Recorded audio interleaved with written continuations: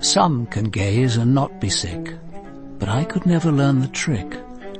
There's this to say for blood and breath, they give a man a taste for death.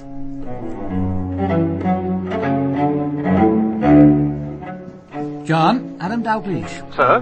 Well, the Commissioner's had a word with the Home Office. This one's ours. Ours? But the new squad isn't officially up and running till Monday week. I know, but a government minister with his throat cut. That's exactly the sort of high-profile case we're meant for. We are being commissioned early. Government minister? I thought he'd resigned. Ex-minister then, perhaps even ex-MP. It's still ours. I take it Division assure the body really is Sir Paul Berowne. One of the bodies, John. Don't forget the tramp. Yes, it's Berowne, all right. The parish priest knew him. Apparently it wasn't the first time Berowne had spent the night in his church vestry.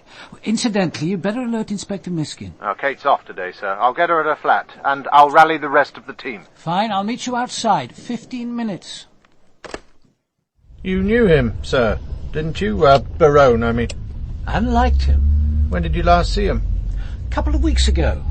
He asked me to call on him in the department.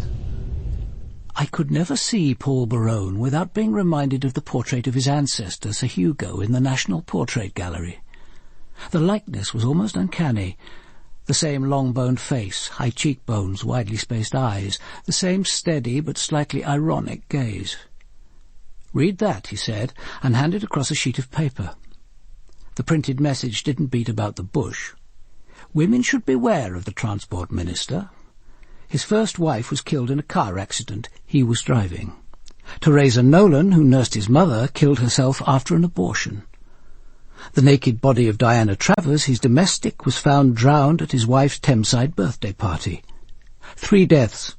Proximity to the elegant baronet can be lethal. I looked at him. Any idea who could have sent this? None. But it's close to an accusation of murder. It's actionable. I handed it back. Has this been sent to anyone else? Sir Paul opened his desk drawer. At least one journal's had it. This is the current edition of the Paternoster Review. The magazine had been running a series of articles on members of the government. It was Sir Paul Berowne's turn. It started innocuously enough. His successful political career and how he lived with his second wife in the family home shared with his mother, Lady Ursula. It spoke of his daughter by his first marriage, Sarah Berowne, who was active in left-wing politics. But when it turned to his second marriage, it became unpleasantly snide. His elder brother, Major Sir Hugo Berowne, had been killed in Northern Ireland. Shortly afterwards, Paul's wife died in a car accident, and within 5 months Paul had married his brother's fiancée, finding consolation, as the paper put it, in the beautiful bereaved Barbara. But the real sting lay in the final paragraph, its origin unmistakable. Women close to him have been singularly unlucky. His first wife died in a car smash while he was driving. Teresa Nolan, a young nurse caring for his mother, killed herself after an abortion, and 4 weeks ago a young girl who worked for him, Diana Travers, was found drowned following a party he threw to mark his wife's birthday. "They're wrong about that, you know," he said. "I didn't arrange that birthday party, Barbara did. And in the end I couldn't make it, I wasn't there." "Do you know what happened?" "I gather that Dominic Swain, that's Barbara's brother, wasn't invited. So in a fit of pique he threw his own party and included Diana Travers among the guests. Then some of them went for a midnight swim, and Diana drowned." I looked across at him. "What do you want me to do?" Berowne smiled. "Do you know, I'm not exactly sure. Keep a watching brief, I suppose." Do you think all this scandal could have led to his suicide? What suicide? All we've got at the moment are 2 corpses lying in a church vestry with their respective throats cut.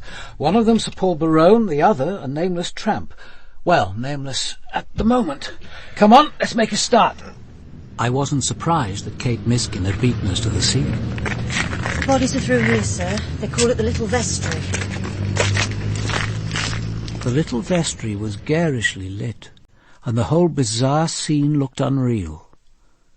Berowne's sprawled body and severed throat, the clotted blood, the tramp propped like a marionette against the wall. The bodies, Kate told me, had been found by an unlikely pair of companions. 65-year-old Miss Emily Wharton, a regular churchgoer, and 10-year-old Darren Wilkes. Theirs was a strange friendship. Some months before, Darren had attached himself to Miss Wharton, and now they met regularly every Wednesday and Friday when she came to replace dead flowers in the vase before the statue of the Virgin. It was 8:45 on the morning of Wednesday the 18th of September when the two of them approached the south door, the one to which Miss Wharton had the key. But to her surprise she found the heavy iron-bound door unlocked. Kate said that as Miss Wharton felt for the light switch, Darren scampered past her. He liked to light a candle when they arrived, thrusting his thin arm through the grille that separated the passage from the church nave so as to reach the candle-holder and the coin-box. Early in their walk she'd given him the usual 10p piece, and she heard the faint tinkle as it fell into the box. Now a faint smell, alien yet horribly familiar, came to her nostrils, and suddenly she knew that something was dreadfully wrong. Gently at first, and then with one sudden movement, she opened the door to the little vestry, and she saw the horror itself. Two bodies lay like butchered animals in a waste of blood, their throats cut. She sent Darren to fetch Father Barnes. 5 minutes later the priest arrived. He stood staring at the scene. "Do you know them, Father?" "Oh, yes, the tramp, that's Harry Mack. Poor Harry sleeps in the porch sometimes. And the other?" "The other is Sir Paul Berowne, MP. Until a few days ago, a government minister." Well, Kate? Murder followed by suicide, I'd say. Harry Mack has one clean slash. Berowne shows the classic pattern of self-inflicted wounds. 3 cuts, 2 tentative, the third severing the trachea. Seems obvious. Yes, perhaps too obvious. Look at that blanket. Berowne must have clutched at it as he fell. It's half dragged off the bed, all bunched up on his right side. What of it? Look at the razor. It's lying on top of it, just by his right hand. He couldn't have dragged the blanket while holding the razor. No. He'd have dropped the razor first. So why should it be lying on top of the blanket? While waiting for the team to arrive, John Massingham and I pulled on latex gloves and took a look round the little vestry. What we found confirmed my growing conviction that this was a murder scene. In the grate lay a partially burned diary. Among the fragments of blackened paper lay a used match, but the box it came from was nowhere to be found. On the ancient oak desk lay a pink blotter that seemed almost as old as the desk itself, but superimposed on the faded markings were blottings that were clearly very recent.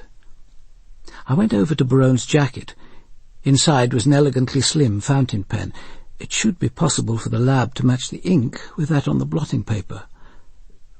But if Berowne had been writing, where was the paper now? Had he himself disposed of it? Or had someone else found it, perhaps even come specifically in order to find it? Lastly, Massingham and I went through into the kitchen. A tea towel hung by the sink. I peeled off my gloves and felt it.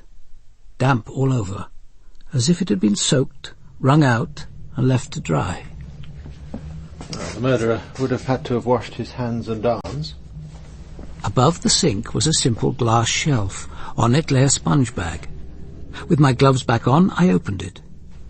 Inside was a narrow leather case with the initials PSB stamped in faded gold. I lifted the lid and found what I'd expected. The twin to the cutthroat razor lying so incriminatingly close to Berowne's right hand. I thought these went out with Sweeney Todd. Who on earth uses them these days? Darren was still waiting in the police car. He looked up at me with bright, suspicious eyes. "She never did it, Miss Wharton. She's innocent." "We never thought she did." "That's all right then," he said. "It's lucky you were together when you found the bodies," I said. "Turned her up proper," said Darren. "She don't like blood. I went to fetch Father Barnes." John, I want you to go home with Darren. There's something that boy's keeping back. See if you can get to the bottom of it. Sir? Father Barnes was sitting bolt upright, staring at the gleaming curve of the apse. When did you first meet Sir Paul Berowne? Last Monday, just over a week ago. He called at the vicarage and asked if he could see the church. We keep it locked, you see. He said he'd always wanted to see St. Matthew's. So you gave him the key? Well, he was away for about an hour. When he came back, he said he'd like to sleep that night in the little vestry. He'd noticed the bed. It was an odd request. Did he give any reason? No. He made it sound quite ordinary. So at about 8 o'clock that evening he turned up, carrying a hold-all, and I gave him the key. The following morning I went to the little vestry. The bed had been made up. Everything was very tidy. So I went into the church, and he was sitting in this row a little further along. There were just the two of us. He took communion. Afterwards we walked together to the little vestry, and he left. And that was all on this first visit? Not quite. When I placed the wafer in his hands... Yes? I thought I saw... There were marks, wounds, on his wrists. Stigmata. Evidence of an intense religious experience. Have you told anyone else about this? Only you. Then please don't. Only imagine the effect if this were to become public. It isn't even necessary to refer to it in your statement. If you need to confide in anyone, tell your bishop. During the following week, Berowne resigned from the government and announced his intention of leaving the Commons as well. Yesterday morning he'd rung Father Barnes, asked to spend the night in the church again, and arranged to pick up the key at 6 o'clock that evening. He'd arrived promptly, carrying the same hold-all. The next thing I knew was when young Darren came for me and told me there were 2 dead bodies in the little vestry. I asked him to tell me about Harry Mack. Poor Harry was a problem for St. Matthew's. For some reason he'd taken to sleeping in the south porch, bedded down on newspapers and covered with an old blanket. Perhaps, said Father Barnes, he'd already settled down under his blanket when Berowne arrived, and Berowne had asked him in out of the cold to share his meal. I asked Father Barnes if he'd told anyone that Sir Paul was spending the night in the church. Oh, no. There was no one to tell. No one knew anything about him. Not until this morning. Ah, Inspector Miskin. Kate, I want you to break the news to Sir Paul's family. Yes, sir. There's a wife and an elderly mother, Lady Ursula, and a housekeeper of sorts. Take it easy with you. When the news breaks, they may need protection.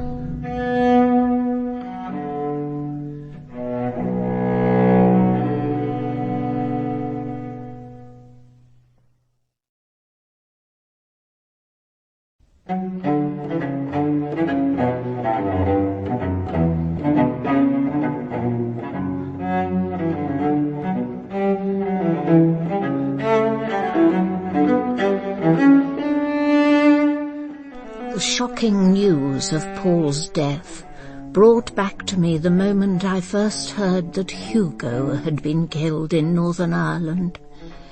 So to my present grief was added a grief for Hugo, as keen, as new as when I'd first heard of his death.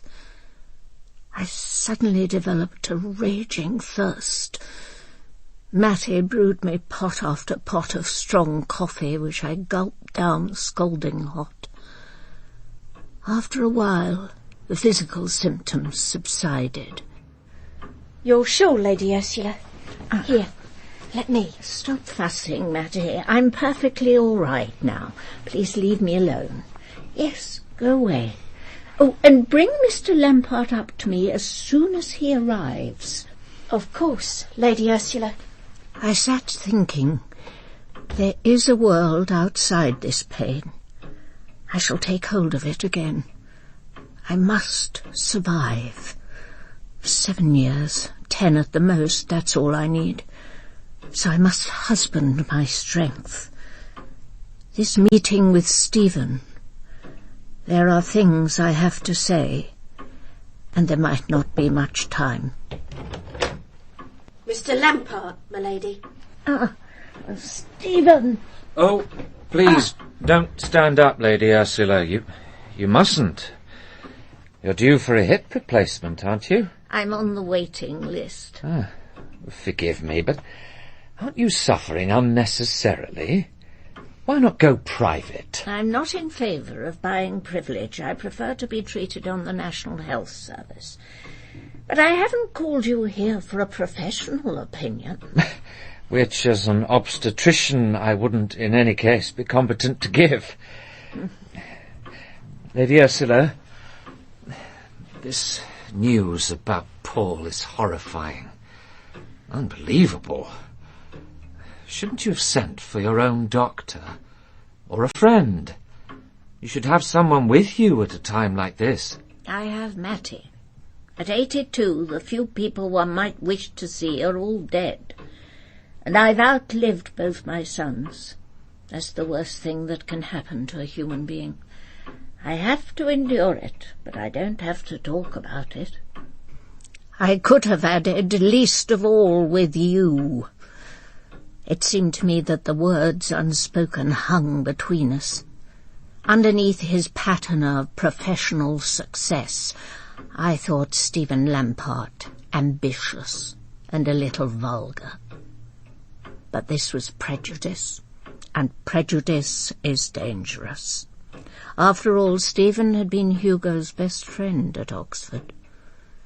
I knew I must be careful to betray as little as possible if this interview were to go the way I wanted.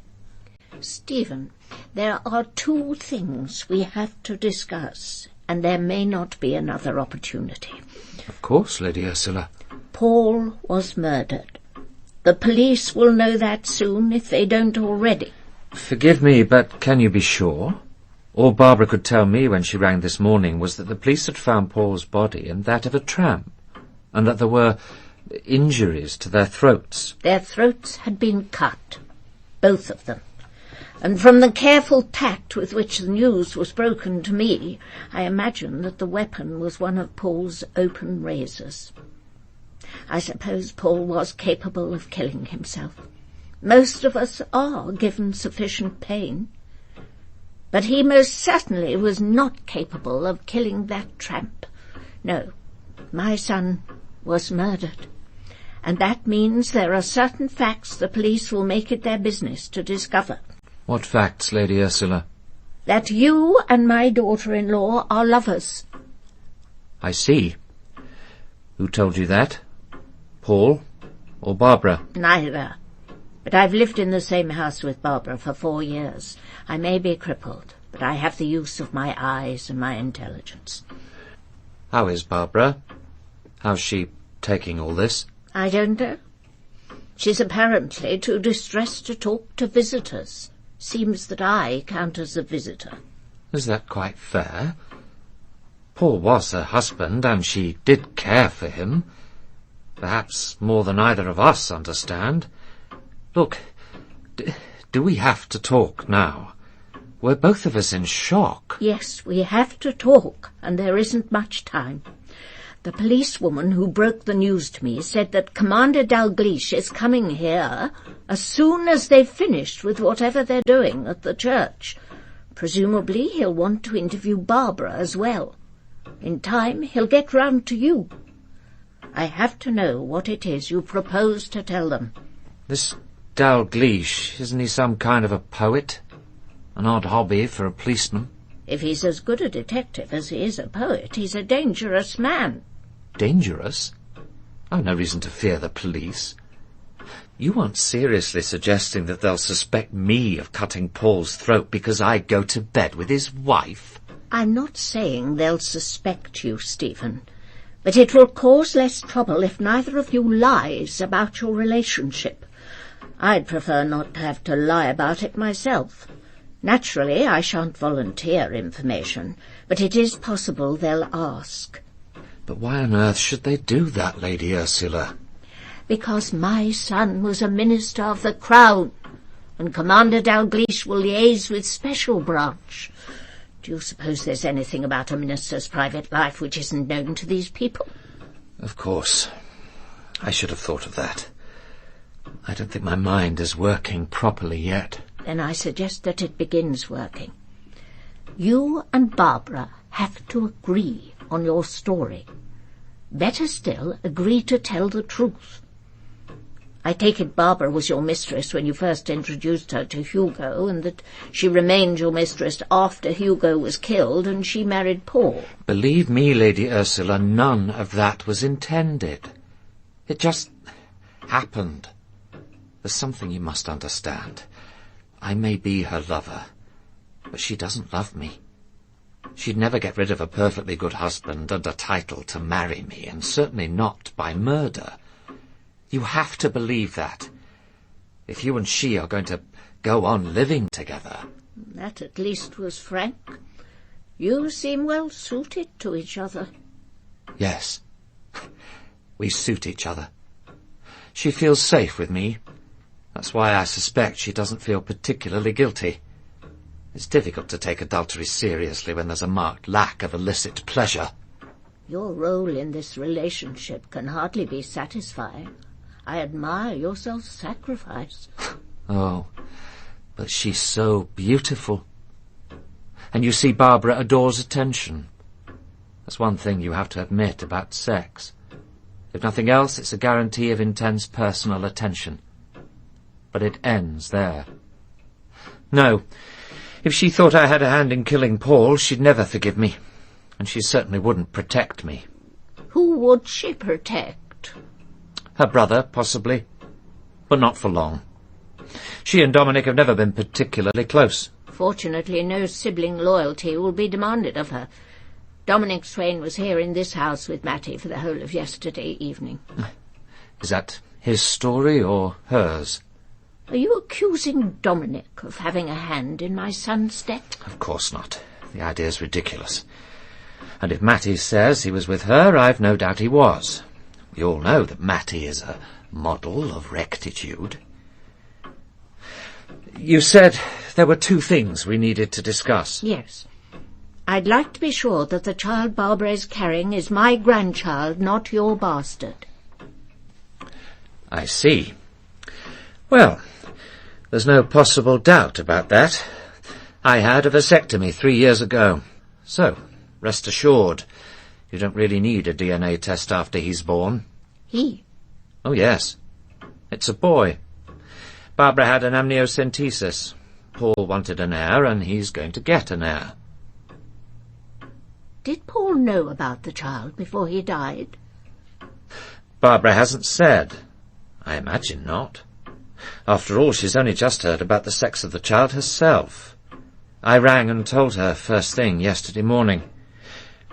And now, if you'll excuse me, I'll go down and see her before the police descend on her. She's alone, I take it? As far as I know. I've sent for Anthony Farrell, but he has to get up from Winchester. The family lawyer? Won't that look suspicious, having him here? He's a family friend as well as a lawyer. But I'm glad you're seeing her before he arrives. Tell her to answer Dalglish's questions, but not to volunteer information. Too much candour looks as suspicious as too little. Oh, and tell her to say nothing about the child. That's important. If it's what you want. But it could be helpful to mention the pregnancy. She's not to mention it. If you're sure. In that case, I'll go down to Barbara. One more thing. What do you know about Teresa Nolan? No more than you, I imagine. Probably less. She only worked at Pembroke Lodge for 4 weeks, and I hardly set eyes on her. She nursed you and lived in this house for over 6. When she came to me, she was already pregnant. And Diana Travers? Nothing, except that she was unwise enough to overeat, drink too much, and then dive into the Thames. As you must know, Barbara and I had left the Black Swan before she drowned. Lady Ursula, I really don't think we should be complicating Paul's death with old, irrelevant tragedies. Are they both irrelevant? Incidentally, has Sarah been told? Not yet. Would you like me to go round? She is Paul's daughter, after all. This will be a terrible shock to her. She oughtn't to learn it from the police or through the media. She won't. If necessary, I'll go round myself. But who will drive you? Isn't Wednesday Halliwell's day off? There are taxis. After leaving the church, I went briefly back to the yard to pick up my files on Teresa Nolan and Diana Travers, and it was after midday that I arrived at the Berowne family residence in Campden Hill Square. I'd left John Massingham to supervise what remained to be done at the church, and I'd brought Kate with me.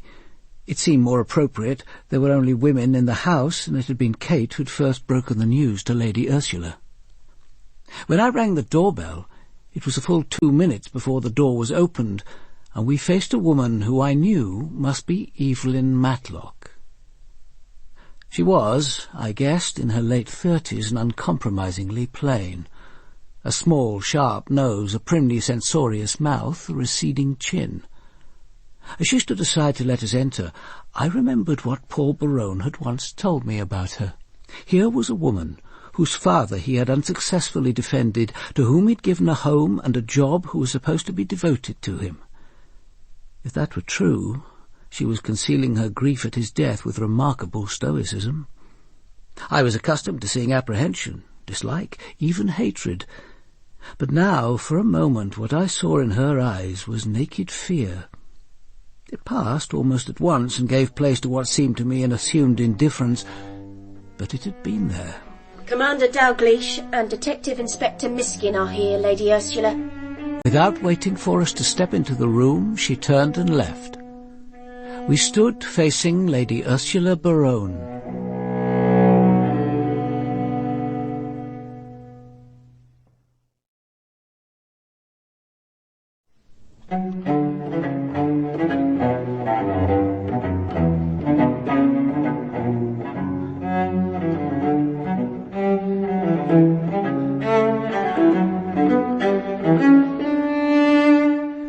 Lady Ursula Berowne was sitting very upright, her back to the window. She didn't rise as we came in, but held out a hand as Kate introduced me. Please, sit down. If Inspector Miskin has to make notes, she may find that chair by the window convenient. Perhaps you will sit opposite me, Commander. As I sat where she indicated, I saw that her chair was specially designed for the disabled. A control in the armrest raised the seat to help her stand. Its functional modernity struck a discordant note in a room otherwise cluttered with 18th century furniture. Another modern feature was the paperback lying on the round table to her right. I saw that it was Philip Larkin's Required Writing. She held it up. Mr. Larkin was a librarian as well as a poet. Unusual, perhaps, but not wholly inappropriate. To be a poet and a policeman seems to me eccentric, even perverse. Do you see the poetry harming the detection, or the detection harming the poetry? Well, it's the poetry, I assume, that must suffer. One could scarcely settle down to writing poetry in the middle of a case. So far, I've never felt the need to do so. Perhaps the human mind can deal with only one intense experience at a time. You must excuse me. Being interrogated by a detective is a new experience. May I say that Inspector Miskin broke the news to me with tact and consideration. But all she told me was that my son was dead, and that there were certain wounds. I've made assumptions about his death, Commander, but would you tell me precisely what happened? His throat was cut. As I thought. The tramp with him, Harry Mack, died the same way. And the weapon? A blood-stained open razor was close to your son's right hand. The razor was his. Yes. I understand that the door to the church, the vestry, or wherever he was open? Yes. Miss Wharton, who discovered the bodies together with a young boy, says she found it unlocked. And are you treating this as suicide? Oh, no. I'm treating it as double murder. The tramp Harry Mack didn't kill himself. I don't think your son did either. But it's too early to say more. We must wait for the post-mortems and the forensic tests. Now, there are some questions I need to ask. When did you last see Sir Paul? At 8 o'clock yesterday morning. He always brought me my breakfast tray. No doubt he wished to reassure himself that I had survived the night. Did he tell you then, or at any time, that he intended returning to St. Matthew's? No. We didn't discuss his plans for the day, only mine. Did any other members of the household know that Sir Paul intended revisiting St. Matthew's yesterday evening? I don't know, but I think it unlikely. We have only a small staff. Evelyn Matlock, whom you've met, is the housekeeper. Then there's Gordon Halliwell. He's an ex-sergeant in the Guards, and he served with my elder son, Hugo. I suppose he'd call himself a chauffeur handyman. He came here just over 5 years ago, before Hugo was killed, and stayed on. He has a flat over the garage. He drove Sir Paul? Rarely. Before he resigned, Paul used his ministerial car or drove himself. No, Halliwell drives me. He takes me out almost daily. Sometimes he drives my daughter-in-law. But you'll have to wait to speak to him. Today's his day off. Any other staff? Only one. Mrs. Iris Minns. She comes here 4 days a week to do general housework. Miss Matlock can give you her address. This religious experience of your son's in the vestry of St. Matthew's, did he talk to you about it? No, he wouldn't have expected me to sympathise. I'm not a religious woman. His alleged experience in that church is inexplicable, and he didn't try to explain it. Not to me, anyway. In the last few seconds she had been overcome with exhaustion, and her gnarled hands began very gently to shake. But I controlled my compassion as she was controlling her grief. I took from my case the half-burnt diary, still in its protective transparent wrapping. Would you please take a look at this, Lady Ursula? I'd like you to confirm that this diary is in fact Sir Paul's. Please don't unwrap it. Yes, this is his. But it's simply a record of engagements. It can't be of any importance. Then why should he, or anyone else, wish to burn it? And there's another oddity. The top half of the last page has been torn away. It shows the calendar for last year and this. Can you recall what else, if anything, was on that page? I can't remember that I ever saw that page. When and where did you last see the diary? I'm afraid that's the kind of detail it's impossible for me to remember. There's really only one more matter.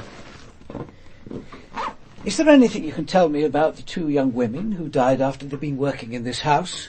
Teresa Nolan and Diana Travers? Very little, I'm afraid. Teresa Nolan was a gentle, considerate nurse who helped me over a bad attack of sciatica for about 6 weeks. She had a room in this house, but she was on duty only at night. When she left, she took a post in a maternity nursing home in Hampstead. And she became pregnant while working here? Probably. But I can assure you that no one in this house was responsible. And Diana Travers? I know even less about her. She was an unemployed actress doing domestic work while resting. I think that's the euphemism they use. Miss Matlock took her on to replace a cleaning woman who'd left. You know why I am asking about these two women? Of course. One or two of my friends made it their business to send me the cutting about my son from the Paternoster Review. I'm surprised that the police should trouble themselves with what is surely no more than cheap journalistic spite.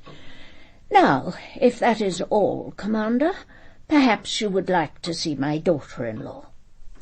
She insisted on escorting Kate and me down to the drawing-room 2 floors below. Here Sir Paul's widow, Barbara, was waiting to receive us, her lawyer, Anthony Farrell, at her side. Lady Ursula briefly introduced us and left. Lady Berowne, when did you last see your husband? Not after 9:15 yesterday morning. I left for a hair appointment about 10:30.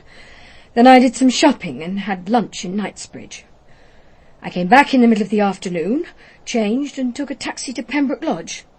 That's my cousin's nursing home in Hampstead. He's an obstetrician, Mr. Stephen Lampart.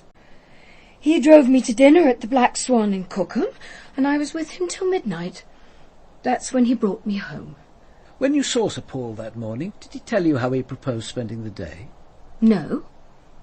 But couldn't you look in his diary? He keeps it in his desk drawer in the study. We found the diary, or what remained of it, in the vestry with the two bodies. Good God. It was mutilated and someone had tried to burn it, so we need to find out what he was doing some other way.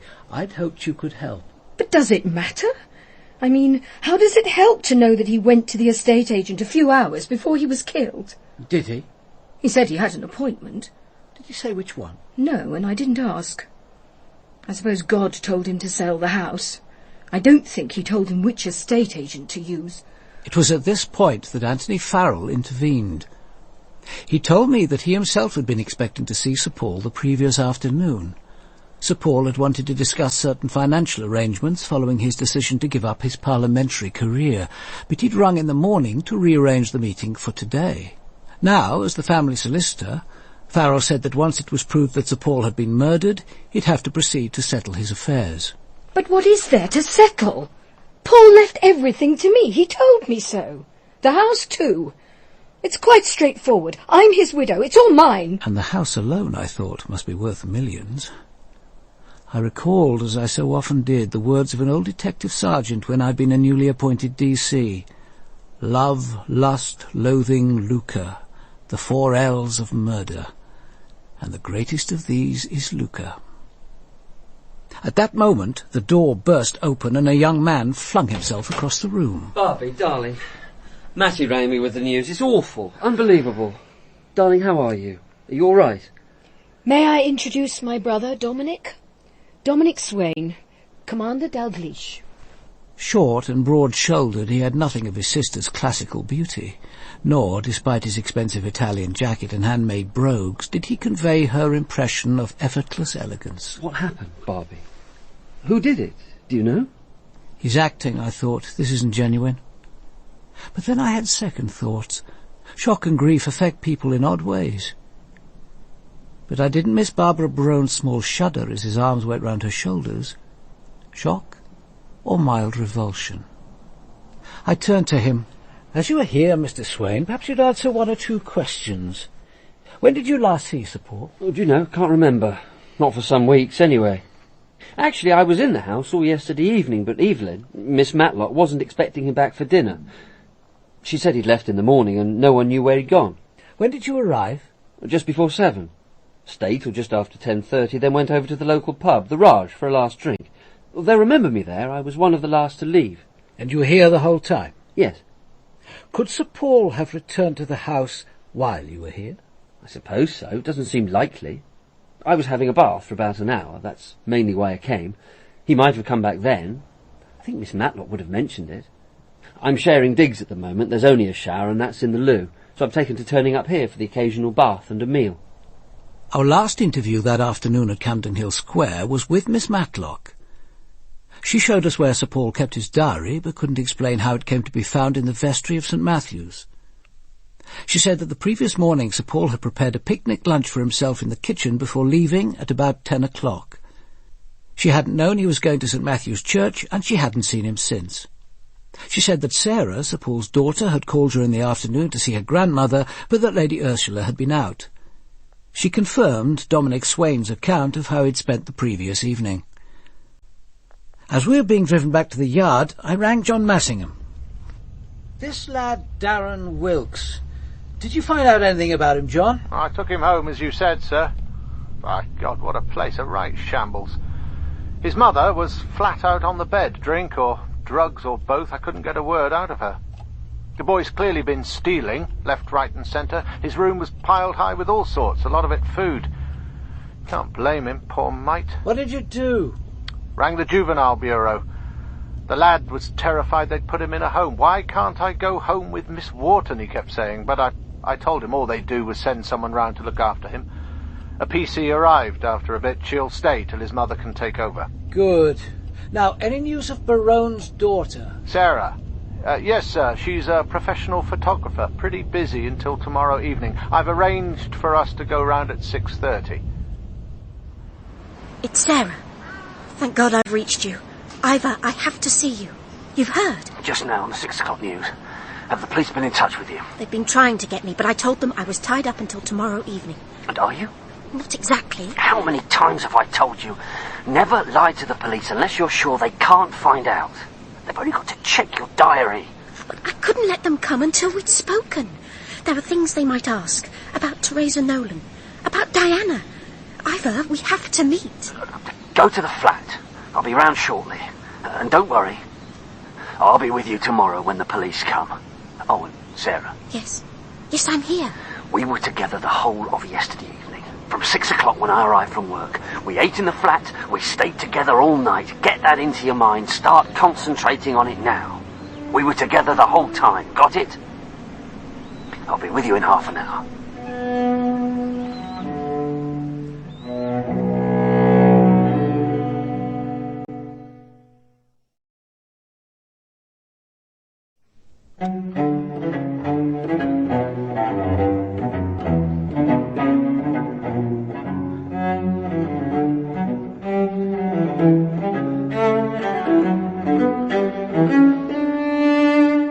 It was just before 10, and John Massingham and I were thinking of locking up our papers for the night when Lady Ursula rang. I apologise for telephoning so late, Commander, but Halliwell has returned home, and I should be grateful if the police could see him now. Tomorrow will be a busy day for both of us, and I'm not sure when he could be available. The door was opened by a resentful Miss Matlock in a long, flowered dressing gown. We followed her through the house and out to the cobbled yard that led to 2 large garages. The doors of the left-hand one were open, and in the glare of the fluorescent lights we could see a black Vauxhall and a white VW parked neatly side by side, with room for a third car. The entrance to Halliwell's flat was by way of an iron staircase leading up the side of the garage wall. A man's bicycle was propped against it. Miss Matlock left us, and we were making our way down the side of the Vauxhall when the door above opened, and Gordon Halliwell was silhouetted against the light, broad-shouldered and stocky. He invited us in, and we accepted his offer of coffee. He told us he knew that Sir Paul used a cut-throat razor, and that the diary was kept in the top right-hand drawer of Sir Paul's desk. But he couldn't remember when he'd last seen the razors or the diary. He hadn't been told that Sir Paul would be visiting the church the previous evening. He himself had been in the flat from 5:40 until just after 10, when he'd left to visit the widow of one of his comrades killed in action. He told us that Lady Ursula had phoned twice during the evening, once at about 8 to discuss arrangements for the coming week, and again about 9:15 to remind him that he could use the Vauxhall that evening because his own car was in for servicing. Is there any chance that someone from the house or from outside could have taken out a car without your knowing? Halliwell asserted that it would have been impossible. He'd have heard the garage being unlocked. To be absolutely clear, I said, last night from 5:40 until you left for the country shortly after 10, you were here alone in the flat and the garage door was bolted. We'd have to check that country visit of his, I was thinking. When suddenly we heard someone coming through the garage. A moment later the door was flung open and Dominic Swain stood in the entrance. Oh my God, sorry. I am always bursting in when the police are doing their stuff. I only came about borrowing the VW tomorrow. Don't worry, Mr. Swain, we're just leaving. But as we're here, perhaps we could ask you about 1 or 2 matters. In the main house, do you think? Just to confirm, sir, you were here in the house the whole of last evening from the time you arrived, just before 7, till you left for the Raj at 10:30. That's right, Inspector. Clever of you to remember. Look, I admit I'm hardly everyone's favourite brother-in-law, but I had nothing to do with Paul's death. Actually, I don't see why Paul resented me so much. I admit I bath and eat at his expense occasionally. He's hardly on the breadline. And an occasional game of Scrabble with poor Evelyn can't have bothered him. But I didn't slit his throat for him. I'm not in the least bloodthirsty. I'm not like Halliwell, trained to creep about among the rocks with my face blackened and a knife between my teeth. That's not my idea of amusement. You prefer an evening's Scrabble with your lady friend. Who won? Oh, Evelyn. She usually does. 382 points to my 200. If she weren't so depressingly honest, I'd suspect her of cheating. Anyway, you wanted to ask me something, Commander? Tell us about Diana Travers. What about her? She's dead. We know that. She died after a dinner party given by you at the Black Swan. Tell us about it. Why did you invite her? Call it a generous impulse. I knew my dear sister was having what she described as an intimate dinner party at the Black Swan for her birthday. Too intimate to invite me, apparently. So I thought I'd organise a little celebration of my own. Diana happened to be around, so I asked her to join us. What happened after the meal? We went out to the river bank, found this punt moored upstream. The rest of them thought it would be fun to mess about on the river. Diana and I decided to have our fun on the bank. Afterwards, we thought we'd swim out to the punt and bob up beside them. Having first taken off your clothes? They were already off. Sorry if I shock you, Inspector. You dived in first? Waded in. Then I struck out and reached the punt. I looked back for Diana, but I couldn't see her. So I struck back for the bank. She wasn't there, but her clothes were. It was then I became scared. And then the body surfaced right by the punt. They struck it with the punt pole. So they held her head above water and paddled to the bank. I helped drag her out. She just lay there, eyes staring. We tried mouth to mouth for a bit, and one of the girls ran to the restaurant for help. No good. End of Diana. End of a jolly evening. Did you know much about her? Tell you one thing I found out. She wasn't an actress. She told me on the way to the Black Swan. No equity card, no drama school. Did she say what her job really was? She said she was working her way through a creative writing course. She was gathering material. And no one asks why you want a temporary job when you say you're on the stage. I can't say I cared one way or the other. Kate? Past your bedtime, isn't it? Where are you? Back in the office, sir. I wanted to tell you I've spoken to the pair who look after Father Barnes, Mr. and Mrs. McBride, sort of housekeeper and handyman. They both swear that when they passed St. Matthew's last night on the way to the pub, it was just after 8. Water was fairly gushing out of the drain pipe. Mrs. McBride remembers saying to her husband, "That's Father Barnes having a strip wash in the vestry." Excellent, Kate. I reckon that more or less pinpoints the time of the murders. We know the murderer had a lot of blood to wash off. Look, John and I aren't coming back. Let's call it a day. It was after 11:30 when I clanged the lift door behind me and turned the key in the security lock of my flat. It was the only place I'd ever thought of as home. My mother had died 3 days after I was born, and if my gran, who brought me up, knew who my father was, she never told me. Miskin was my mother's name, and my gran's. It had taken a long time, but finally I'd escaped from my grandmother, from the dirty, noisy estate, the graffiti, the broken lifts, the stink of urine. This flat, on the top floor of a Victorian block, was my private world. No one was allowed in. No one, that is, except for Alan. I switched on the lights, drew the heavy linen curtains and phoned him. We'd planned to see a film the following night, but this was no longer possible. It was pointless to make any plans until the case was finished. Alan took the news calmly, as he always did when I had to break a date. "Well, good luck with the case," he said. "I hope it won't be love's labours lost." I didn't get it. Berowne, he explained. Interesting name. Berowne was a lord in Shakespeare's play. I was getting ready for bed when I saw there was a message on the answer phone. "Kate," I heard, "this is Joe Mason, your grandmother's social worker. There's been some trouble. Mrs. Miskin went to collect her pension this afternoon, and when she came back she found a window smashed. Please ring me as soon as you get in. If it's after 5:30, would you ring your gran direct? This is really urgent." "Oh, there you are," was Gran's greeting when I rang. "Fine time to call." "You all right, Gran?" "Of course I'm not bloody all right. When you coming round?" "I'll try to look in tomorrow, but it won't be easy. I'm in the middle of a case. Better come at 3. Mrs. Mason says she'll look in at 3. She wants to see you, special. 3 o'clock, mind. And she put the phone down. I thought, oh, God, I can't cope with this again, not now. Not just at the beginning of a new case. I'd done everything possible to make my grandmother independent, to avoid having her come to live with me. But that, I knew, was what my grandmother, in alliance with her social worker, was inexorably pressing me to accept. I couldn't do it. I couldn't give up my freedom. I couldn't give up Alan. I had a right to my own life.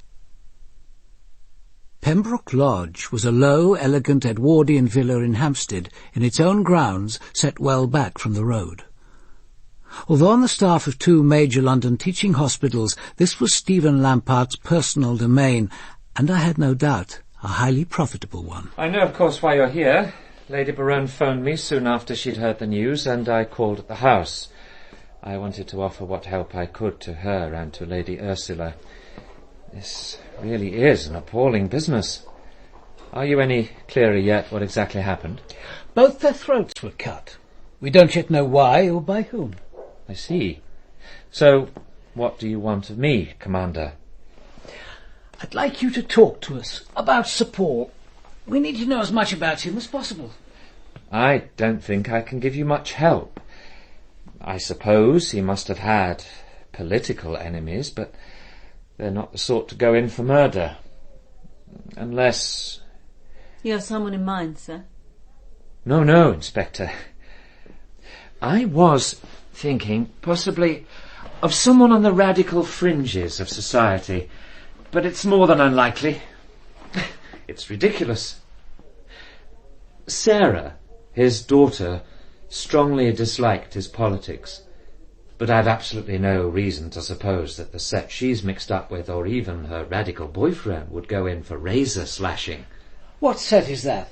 Oh, some extremist revolutionary outfit. The exact name escapes me. And the boyfriend, sir? Who is he?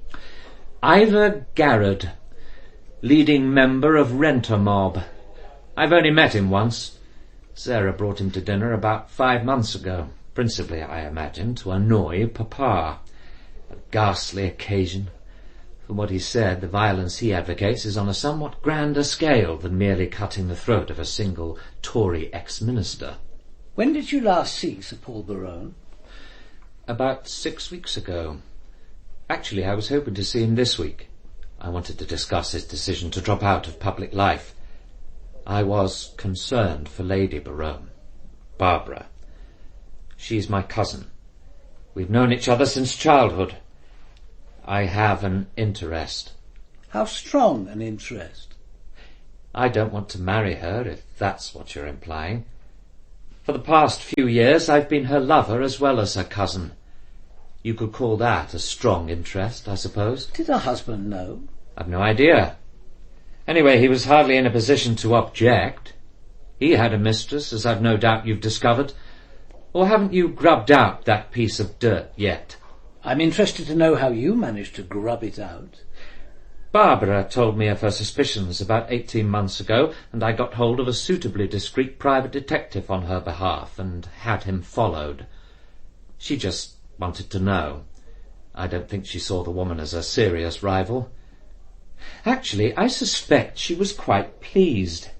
It gave her something to hold over Paul if the need arose, and of course it freed her from the disagreeable necessity of sleeping with him regularly. We shall of course need to know this woman's name and address. Of course, Commander, but I may say the information made very little difference to Barbara. She didn't lock her bedroom door against her husband. Barbara liked an occasional assurance that he was still suitably enthralled. I wondered whether his willingness to talk so freely arose from arrogance, or whether there was a more sinister motive. Lampart wouldn't be the first murderer to believe that if you told the police details they had no right to demand, they'd be less likely to suspect other, more dangerous secrets.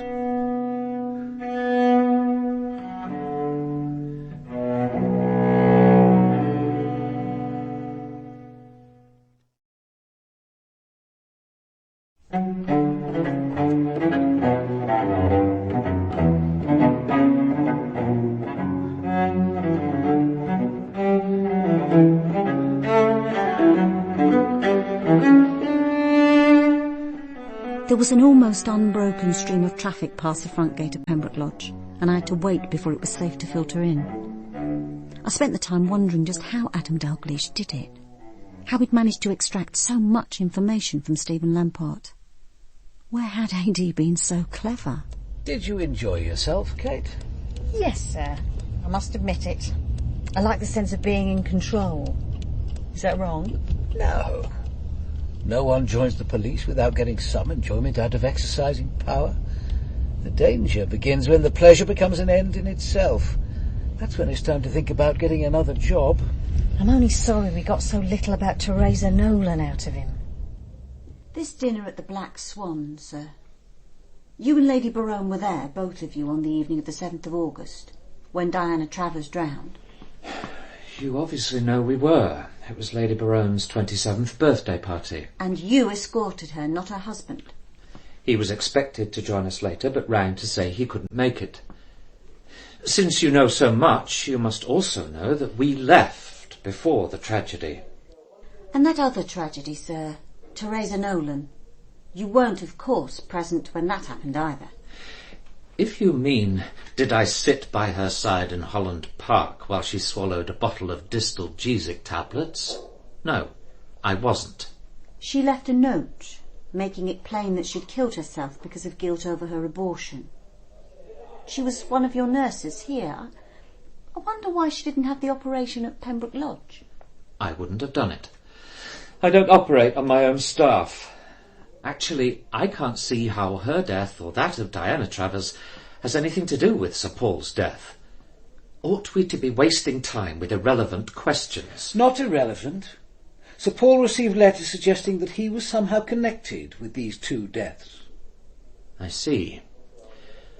Well, I knew absolutely nothing of the Travers girl except that she worked in the Berowne house as a part-time domestic, and that she was at the Black Swan on the night of the birthday party. As for Teresa Nolan, she came here after nursing Lady Ursula. She had a midwifery qualification, and she was perfectly satisfactory. She must have got pregnant when she was working in the Berowne house, but I didn't ask by whom, and, well, she never said.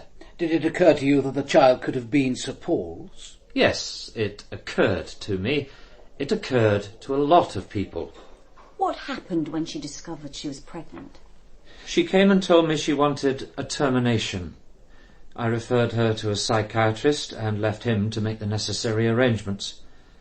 After the operation, she came back here. A week later, well, you know what happened. He had the means. He could have stopped off at the church on the way to the Black Swan, leaving Lady Berowne in the car. He had the knowledge, he had the motive. I don't think he wanted to marry the lady, but he certainly didn't want an impoverished mistress. And heaven knows what Sir Paul was planning to do with his money following that religious conversion of his. But Lampart's a doctor. There are more subtle methods available to him than throat-slitting. But killing without arousing suspicion isn't easy, sir, even for a doctor. And if he could have pulled this off, it would have been the perfect murder. It wouldn't have even been considered murder. It was Harry Mack who did for him. Without that second killing, wouldn't we have taken it at its face value as suicide? Except for the mistake of half-burning the diary and taking away the matches. In some ways, the clue of that half-burnt match is the most interesting in the case. How do you think it happened, sir? The murderer must have known there'd be a lot of blood. I think he was naked when he killed, naked to the waist at least, so that he could wash it away afterwards. There was no sign of a struggle, so Sir Paul could have been pulled down by something slipped round his neck, a scarf, a towel, even a noose of some sort, and half-throttled. Wouldn't that leave a mark? Not necessarily. Not when he'd finished his butchery. Then Harry Mack appears. Something of a shock, I imagine, so he has to be dealt with. Then to the washroom for a sluice down, back into his clothes, then, last of all, he burns the diary, and perhaps out of habit, slips the matchbox into his pocket. A simple mistake, which rules out suicide completely. A half-burnt match, and no trace of the box it came from. Sarah Berowne lived in a gaunt Victorian terrace of 5-storey houses on the Cromwell Road. She was, I knew, only in her early 20s, but she looked much older. She gave a nod of acknowledgement as I introduced Kate, then stood aside and motioned us across the hall and into the sitting-room. And we found ourselves facing Ivor Garrett, his features already familiar to us from the files lying on my desk in the office. You're here about my father's death, of course. I don't think I can help much, can I, Ivor? Sarah hasn't seen him or spoken to him for over 3 months. But Miss Matlock says she was at Camden Hill Square on Tuesday afternoon. Yes, to see my grandmother. I wanted to find out what was happening.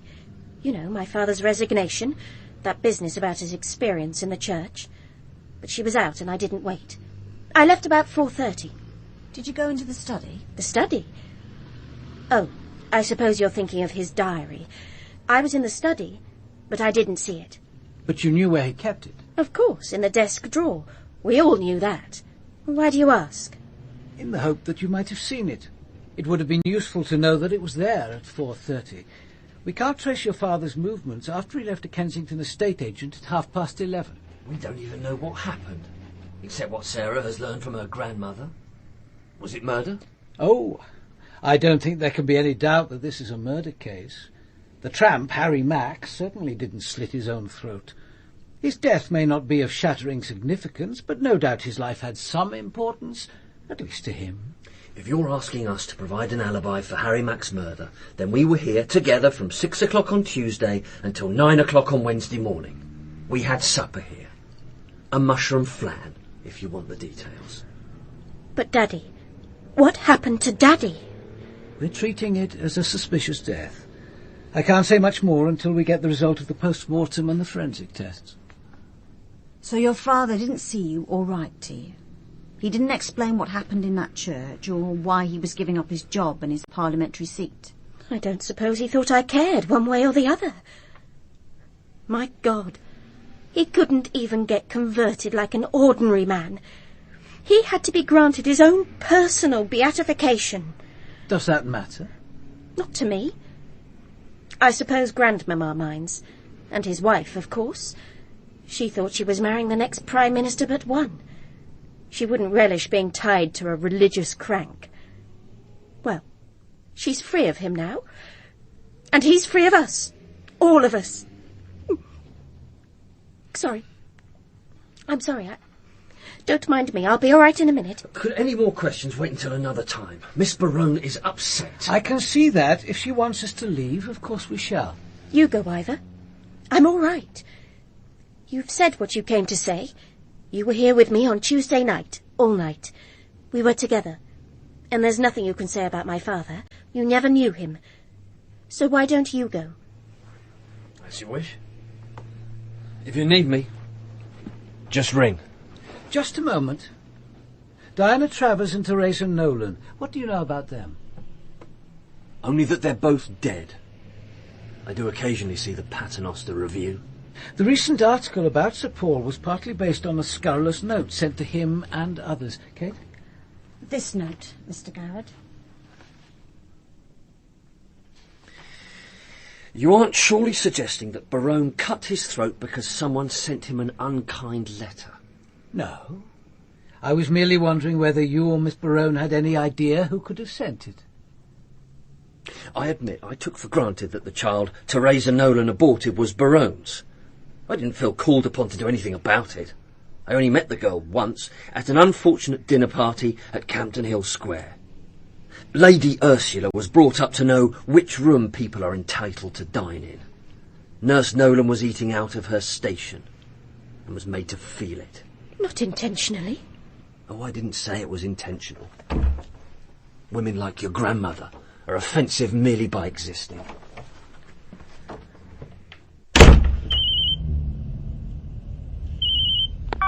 Yes, John. There's been a development, sir. Harrow Road have just been on the phone. A couple walked into the station 10 minutes ago, a 21-year-old and his girl. They say they were on the towpath on Tuesday evening and passed through the turnstile by St Matthew's just before 7. There was a large black Vauxhall parked outside the south door. I knew Ivor would come back that night. I walked out onto the balcony, gazed out into the darkness and made myself think about my father. I could recall the precise moment things changed between us. We'd been living in Chelsea, just my parents, myself and Matty. The phone call came at 7 o'clock on a misty August morning. I answered the phone in the hall and was given the news just as my father came down the stairs. He saw my face and stopped, his hand on the banister. I looked up at him. "It's Uncle Hugo's colonel, Daddy. Hugo's dead." Our eyes met and held for a moment, and I saw it clearly, the mixture of exultation and wild hope, the knowledge that now he could have Barbara. It lasted only a second. Time moved on. But nothing afterwards could ever be the same between us. Everything that followed, the car accident, my mother's death, his marriage to Barbara less than 5 months later, all seemed only the inevitable consequence of that moment. It was after 11 before Ivor arrived, and I was very tired. He wasted no time on preliminaries. Wasn't very clever, was it? Allowing yourself to be left alone with probably the most dangerous detective in London and his fascist sidekick. It wasn't like that. They were quite human. You haven't any idea what the police are like. Just get it into your head. Dalgliesh knows you'll come into a fair amount of money. He knows you've got a lover who doesn't care a damn about this rotten society and would like to get his hands on that legacy. So he's got a motive and a very satisfactory suspect. Just what the establishment are hoping for. Now he can get down to fabricating the evidence. You don't really believe that? For heaven's sake, Sarah. There's only one way with the police. Tell them nothing. I suppose if I'm actually arrested, you'll let me tell them where I really was on Tuesday night. I'm not sure I oughtn't to tell them anyway. Tell them what? The code names of 11 people whose real names and addresses you don't even know? Point them to a semi where they'll find nothing incriminating. The moment a policeman sets foot in the safe house, the cell is disbanded, reformed, rehoused. We're not fools. What's more, there is a procedure for treachery. What procedure? Throwing me in the Thames? Slitting my throat? Don't be ridiculous. Ivor, where were you on Tuesday night? You have never been late for a cell meeting before. There was a hold-up on the tube. I explained at the time. I wasn't at St. Matthew's cutting your father's throat, if that's what you're implying. And until this case is over, we better not meet. If necessary, I'll get in touch with you in the usual way.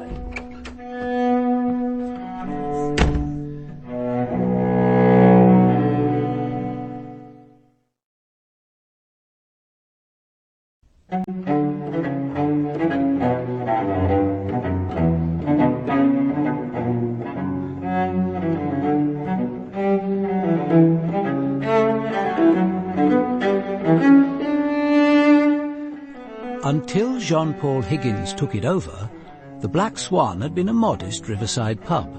The Black Swan was close enough to London to attract a fair number of regulars, people willing to drive the 20-odd miles to enjoy the excellent food. Monsieur Jean-Paul, small and dark, greeted Kate and me at the door as if there were nothing he'd been looking forward to more than a visit from the police. He confirmed that Lady Berowne and Mr. Lampart had dined in the restaurant 3 days earlier and produced his list of bookings to prove it. He remembered that they had arrived a little before 9:15 and had left shortly after 11. When I turned to the night Diana Travers had drowned, Monsieur Jean-Paul remained as helpful as before. He remembered Dominic Swain's party only too well. Not the kind of client we usually attract. It was not agreeable. I was relieved when they left the dining-room. Sir Paul wasn't with his wife's party, I understand. That is so. When they arrived, Mr. Lampart said that Sir Paul hoped to join them later, but he phoned at around 10 to say that it would not, after all, be possible. "Who took the call?" I asked. "My doorman, Henry." Henry believes that 10 minutes earlier he actually saw Sir Paul in the car park. We sent for Henry. "Oh, yes, sir, I saw him." "How certain are you it was Sir Paul Berowne?" "Pretty positive, sir." Do you know what car he drives? "Black Vauxhall, I think. There was no Vauxhall in the car park that evening, though." And about 10 minutes after you saw him, Sir Paul rang to say he wouldn't be arriving after all. That's right, sir. And that's all you can tell us? Well, seems daft when I come to think about it. Go on. He was walking quickly and in the shadow of the hedge, but there was something about the way his jacket was clinging. His trousers, too. I'll swear he was wet, sir. Soaking wet. I think he'd been in the river. But even odder is that he wasn't walking away from the river. He was walking towards it. The main purpose of our visit to the Black Swan had been achieved. Lampart's alibi held, but the visit had served another purpose. Now, more than ever, I was convinced that the three deaths were linked. Sir Paul, Diana Travers, and Teresa Nolan. Scarsdale Lodge was a modern L-shaped block of flats in Stanmore, conveniently on the route to Paul Berowne's Hertfordshire constituency. Number 46 was a corner flat on the top floor. A.D. and I trod silently along the carpeted corridor and stopped at a white door with Carol Washburn neatly printed beneath the bell push. The door was opened almost immediately. You know why we're here, of course, Miss Washburn. Do you feel able to talk about him? The first she'd heard about the double death was on the television news. The shock had been profound. Now A.D. gave her the details. Having heard them, curiously, it was her lover's religious experience, not his murder, that she needed most to talk about. I knew then I'd lost him. Not as a friend, perhaps, but then I didn't want him as a friend. I'd lost him as a lover. I'd lost him forever. Did he ever suggest marriage? Forgive me, this question could be important. You think someone could have slit his throat to prevent him asking for a divorce so that he could marry me? You're wasting your time. No, he never suggested marriage. And neither did I. Did he tell you he had a poison pen letter about Teresa Nolan and Diana Travers? Yes, he told me. And if you're thinking that Teresa Nolan's child, the one she aborted, was his, you're mistaken. He'd certainly have told me. Look, it was just a poison pen letter. Politicians get them all the time. What does it matter now? The scandal and the lies. They can't hurt him. Nothing can. Not anymore. Were there things that did hurt him? He was human, wasn't he? Of course there were. What things? His wife's infidelity? Miss Washburn, my priority is catching his murderer, not preserving his reputation. I'll try to see that they're not incompatible, but I'm clear what has to come first. Shouldn't you be? No.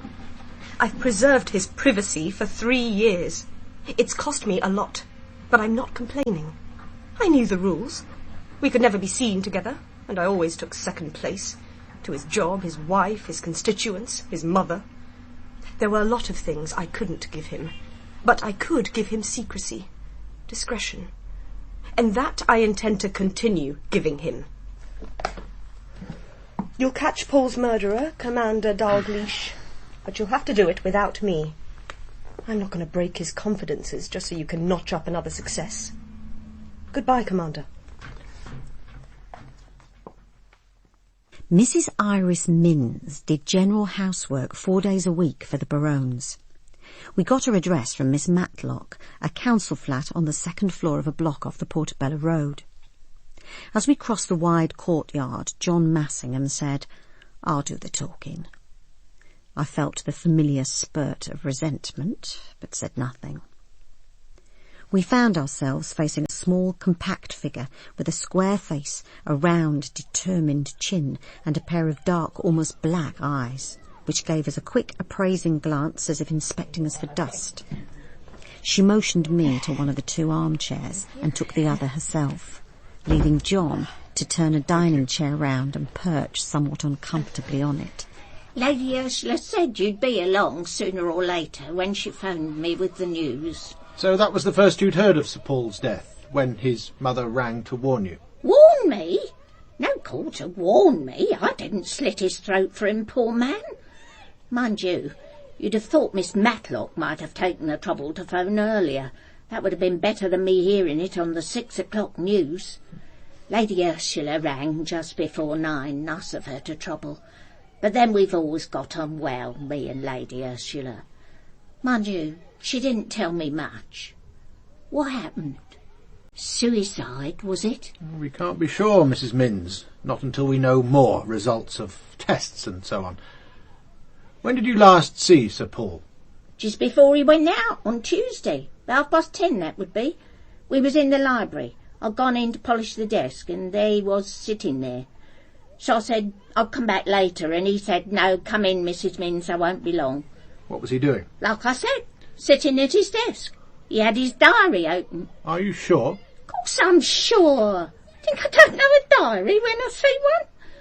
After he'd finished writing in it, he closed it up, put it in the top right-hand drawer where it's usually kept. Anything else happened between you? Not much. I asked him if I could borrow one of his books. Borrow one of his books? That's right. I'd seen it on the bottom shelf when I'd been dusting, and I fancied reading it. It's there, under the television, if you're interested. A Rose by Twilight by Millicent Gentle. I haven't seen a book by her for years. She reached for it in its luridly romantic dust jacket and handed it to John. He flicked through and passed it over to me. Hardly his kind of reading, I'd have thought. I took the book and opened it. On the flyleaf was written, "To Paul Berowne with every good wish from the author." Underneath was the signature, Millicent Gentle. And the date, the 7th of August. It was the date of Diana Travers drowning. Apparently John hadn't noticed. I closed the book. We'll take this book back to Camden Hill Square if you've finished with it, Mrs. Minns. Please yourself. I wasn't thinking of pinching it, if that's what you're thinking. What happened after Sir Paul gave you the book? He went out, didn't he? I heard the front door open and shut. And you're certain he put the diary back in the drawer? He didn't take it with him. Look, what is it about the diary? Are you saying I stole it or something? It isn't in the drawer now, Mrs. Minns. Of course, we don't suspect anyone of taking it. But it could be important. You see, if he did make an appointment for the next day, then it isn't very likely he meant to kill himself. I see. Well, he didn't take it with him. I saw him put it back with my own eyes. And if he did come back for it later, it wasn't while I was in the house. When did you leave? 5 o'clock, my usual time. Sir Paul's marriage, Mrs. Minns. Would you say it was a happy one? Hardly ever saw them together. When I did, they seemed all right. Never shared a bedroom, though. Some couples prefer not to. Maybe, but there's not sharing and not sharing, if you get my meaning. I make the beds, you see. That may be your idea of a marriage, but it's not mine. Hardly the way to produce the next baronet. Well, I did wonder about that a few weeks ago. Off her breakfast she was, and that isn't like her. But not much chance, I reckon, too worried about her figure. Mind you, she's all right when she's in a good mood. Too gushing, though. Oh, Mrs. Minns be a darling and fetch my dressing gown. Mrs. Minns be an angel and run a bath for me. Sweet as sugar, as long as she gets her own way. There were no quarrels then, as far as you know? Not till Tuesday morning, anyway. And then you could hardly call it a quarrel. Takes two to quarrel. She was screeching fit to reach the whole house, but I didn't hear much from him. When was this, Mrs. Minns? When I took up her breakfast tray at 8:30. I got to the bedroom door when I heard her screeching. "You're going to that door! You can't, not now!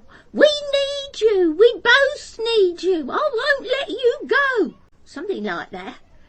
And then I heard his voice very low. I stood outside the door wondering what to do when he came out. White as paper he was. He saw me and said, "I'll take the tray, Mrs. Minns." So I gave it to him. And he took it into the bedroom? That's right, and shut the door, and I went back to the kitchen. Let's get back to the library. Who else went in there that Tuesday? Let's see, Mr. Musgrave from the constituency office. He waited from 12:30 to nearly 2, hoping Sir Paul would come back for lunch. Then Miss Sarah was there about 4 o'clock. She'd come to see her grandma. Must have got fed up waiting and let herself out. Only one more thing, Mrs. Minns. This, Diana Travers. How did you get on with her? Supposed to be a cleaner. Never done it in her life before, you could see that. Actress, she said she was. Looking for work. Wanted a job she could chuck if anything turned up. Did you get on well with her? No reason why not. Bit nosy. Found her one day looking in a drawer of Sir Paul's desk. Bold as brass about it. Just laughed. No harm in her, though. I liked her, otherwise I wouldn't have let her live here. You mean she lived here? With you? No one told us that. Well, they didn't know, did they? No reason why they should. She left about 10 days before the accident. What did she do with herself while she was living here? I hardly saw her. 2 mornings a week she worked in Campden Hill Square. The rest of the time she said she was off on auditions. She went out a good bit at night, but she never brought anyone here. Then the evening after she drowned, before the inquest even, these 2 chaps turn up. Just when I got back from Campden Hill Square, sitting in their car watching out for me. Said they were from her solicitors, come to collect any of her things she might have left here. Did they show you any identity, any authority? A letter from the firm, posh writing paper, and they had a card, so I let 'em in. I stayed by the door and watched them, mind. There's nothing here, I said. She left nearly a fortnight ago. They properly turned the place over. Found nothing, of course. Who do you think they were? Come off it! They were 2 of your lot. Fuzz. Think I don't know a policeman when I see one?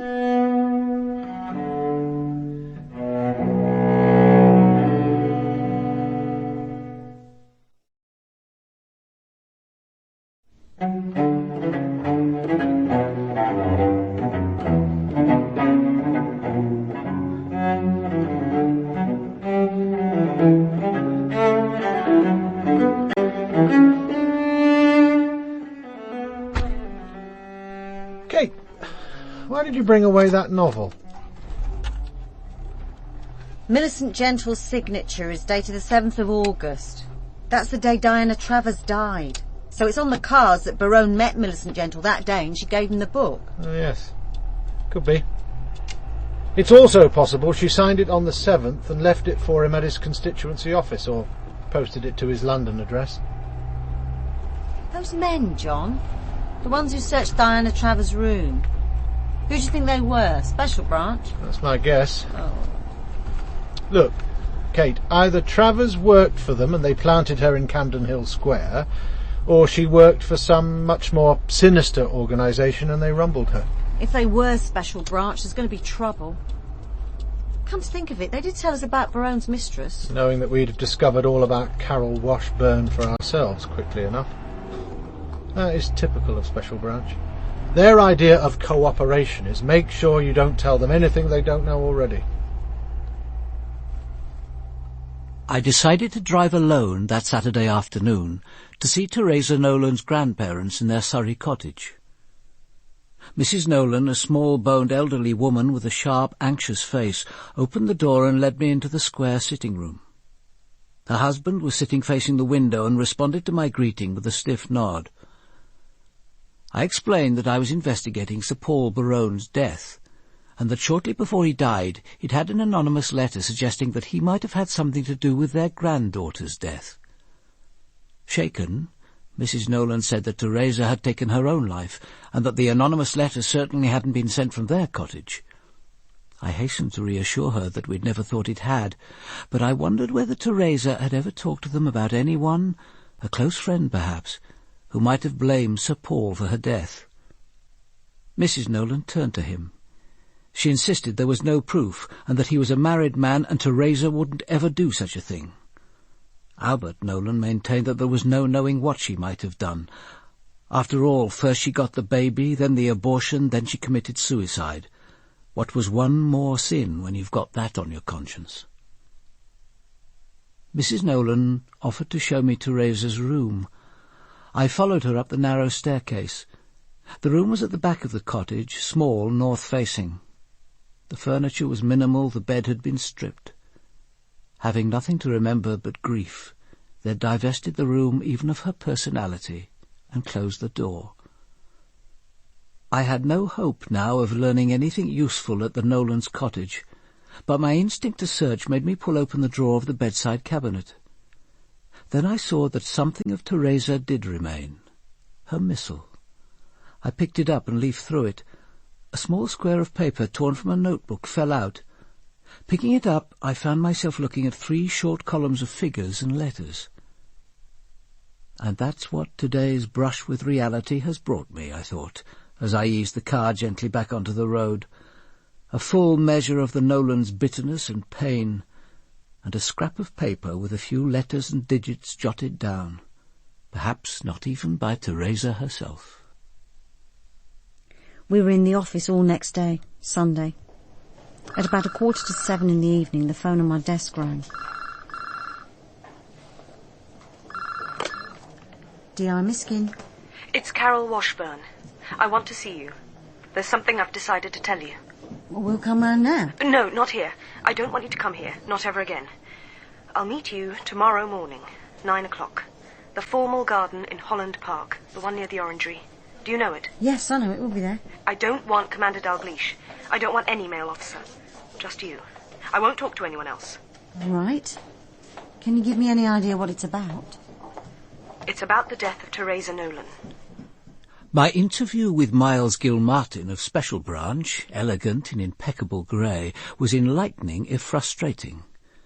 We're supposed to be on the same side, I said. Paul Berowne was murdered. If I can't get cooperation from you, where can I expect it?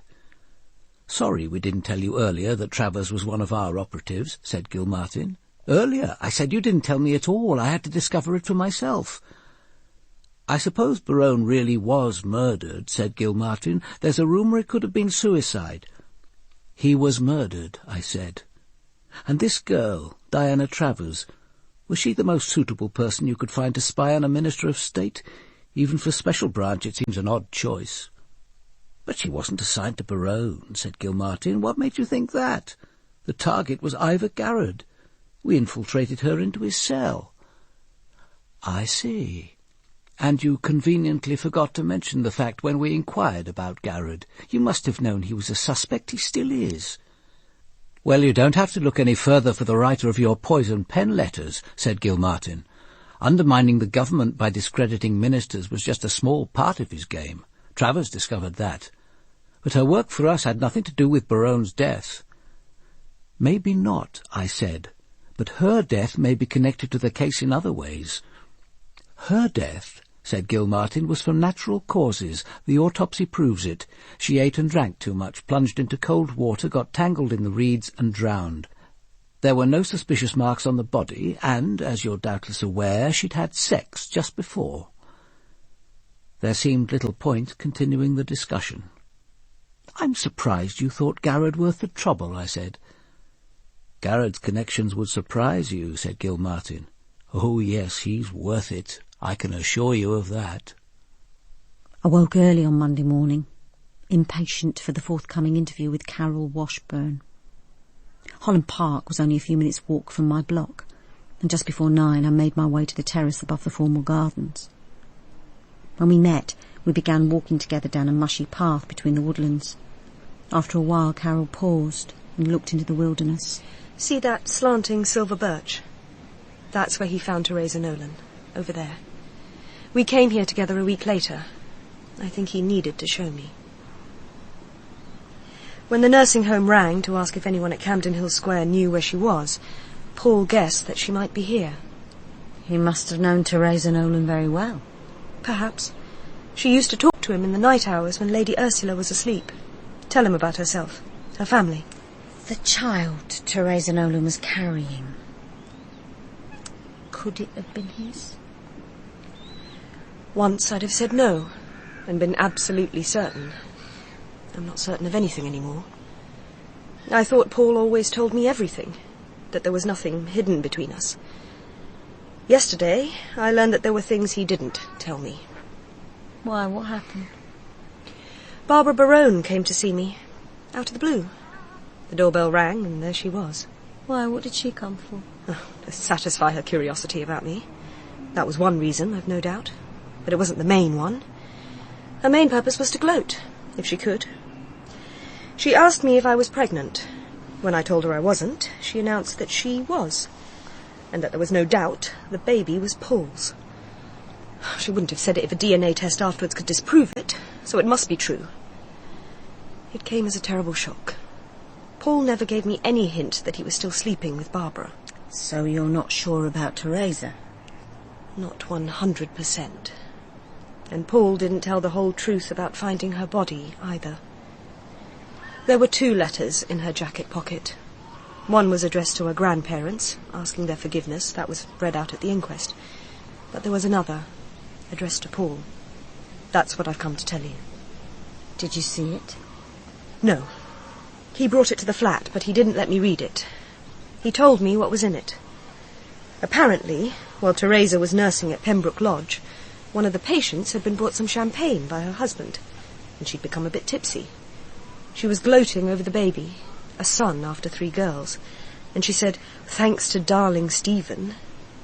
Then she let out that if patients wanted a child of a particular sex, Lampart would do an early amniocentesis and abort an unwanted fetus. Women who weren't prepared to go through a pregnancy to get a child of the wrong sex knew where to go. But he is taking a terrible risk. Not really, there's nothing on paper. Teresa tried to get some evidence, but it wasn't easy. So that was the explanation of the mysterious jottings which A.D. had found in Teresa's missile. Of course, she didn't dare speak to anyone about all this. What could she hope to do against a powerful man like Stephen Lampart? In any case, how could she talk about his mortal sin when she was about to commit a mortal sin herself? But she thought that before she died, she had to do something to put a stop to it. She thought about Paul. He was a minister, a powerful man. He'd see that it was stopped. And did he? How could he? Lampart's his wife's lover. It would look like blackmail, or worse, revenge. So he tore up the letter in my presence and flushed it down the lavatory. He said, if I haven't the courage to use it, then I must get rid of it. Before he did that, he made me promise to say nothing. Of course, I gave my word. Now I've broken it. He took absolutely no action. You're sure of that? He may have spoken to Lampart, told him he knew what was going on, but had no evidence. Paul said he'd do that, but I don't know if he did. We never discussed it again. What he did do was take his money out of Pembroke Lodge. There was quite a bit, I think, originally invested by his brother. We began walking slowly down the path. I thought, suppose Paul Berowne had spoken to Lampart. With the evidence destroyed, the doctor would have little to fear. A scandal could hurt Sir Paul as much as it harmed Lampart. But after Berowne's experience in that church, perhaps with his own career thrown away, he might see it as his moral duty to expose and ruin Lampart. And what of Barbara? On the one hand, a husband who's chucked away job and prospects and is even proposing to sell their home. On the other, a lover who might be facing ruin. But could Lampart and Barbara really have had the time? Someone, Berowne or his killer, had been using the washroom at St Matthew's at 8 o'clock. So either Berowne was alive at 8, or the murderer was still on the premises. Either way, it was difficult to see how Lampart could have been sitting in the dining room of the Black Swan before 9:15. All the same, I decided to ask the question. Miss Washburn, do you think Stephen Lampart killed Sir Paul, with or without his wife's connivance? No. He'd be a fool to involve her in anything like that. And she hasn't the courage or the wit to plan it alone. But I've given you a motive. A motive for both of them. It ought to be enough to make life uncomfortable for her. Is that what you want? No, that's not what I want. I want her to be harried and grilled and frightened. I want her disgraced. I want her arrested, imprisoned for life. I want her dead. It won't happen, none of it. And the awful thing is that I've hurt myself more than I can ever hurt her. He told me in confidence. He trusted me. He always trusted me. I broke his confidence. I broke the sacred bond between us. Once I'd phoned you, once I'd asked you to meet me, there was no turning back. Now there's nothing left. Nothing of our loving that will ever be free of pain and guilt.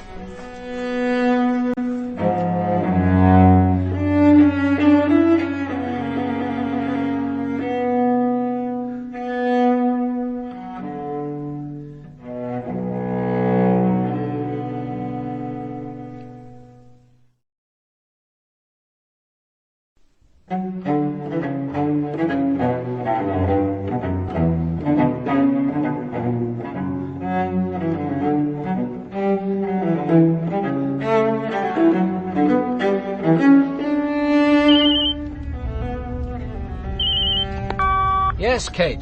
Something interesting, sir. We've just got Millicent Gentle's address from her publishers. She'd moved and they took some time to trace her. She's living at Riverside Cottage, Coldham Lane, near Cookham.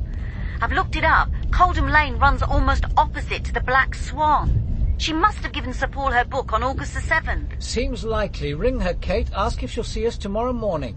Meanwhile, I'll see you at Pembroke Lodge. This alleged letter, Commander. Teresa Nolan was psychologically disturbed. Something written just before she killed herself couldn't possibly count as reliable evidence. Even if you have this letter, which I assume you haven't, we both know it would be worthless in a court of law. Are you telling us, Mr. Lampard, that the girl's story is untrue? To be charitable, let's say mistaken. Or possibly she, or perhaps Berowne, were lying. But if this so-called letter is meant to give me a motive, it's absurd. I didn't kill Berowne. Even if I were capable of such a brutal murder, I certainly wouldn't take Berowne's wife with me and expect her to wait in the car while I slit her husband's throat. The whole idea is absurd. And Teresa Nolan's belief about the abortion of healthy fetuses because they weren't the sex the mother wanted. A total, unprovable fabrication, Inspector. All operations done here in Pembroke Lodge are fully recorded. The pathological reports are in the medical records, and I can assure you that there's nothing incriminating in any file in this building. The allegation is ridiculous. But Paul Berowne believed it. He got rid of his shares in Pembroke Lodge after Teresa Nolan's death. I think he spoke to you. I don't know what he said, but I can guess. No, we never spoke. And assuming he did believe it, he'd have been in an odd position, morally speaking. He wanted a son and heir. He certainly didn't want another daughter. Nor, incidentally, did Barbara, who'd had one miscarriage, a female, 8 months after their marriage. So even assuming the story is true, although Berowne couldn't stomach the means, he wouldn't have been displeased with the ends. No wonder he was a psychological mess. So Teresa Nolan was onto something. I'll be frank with you, Commander. If I had aborted those unwanted fetuses, it wouldn't weigh on my conscience. A woman has a right to choose whether she bears a child. I happen to think she also has a right to choose which sex. No child should be unwanted. And a 2-month fetus isn't a human being. It's a collection of tissue.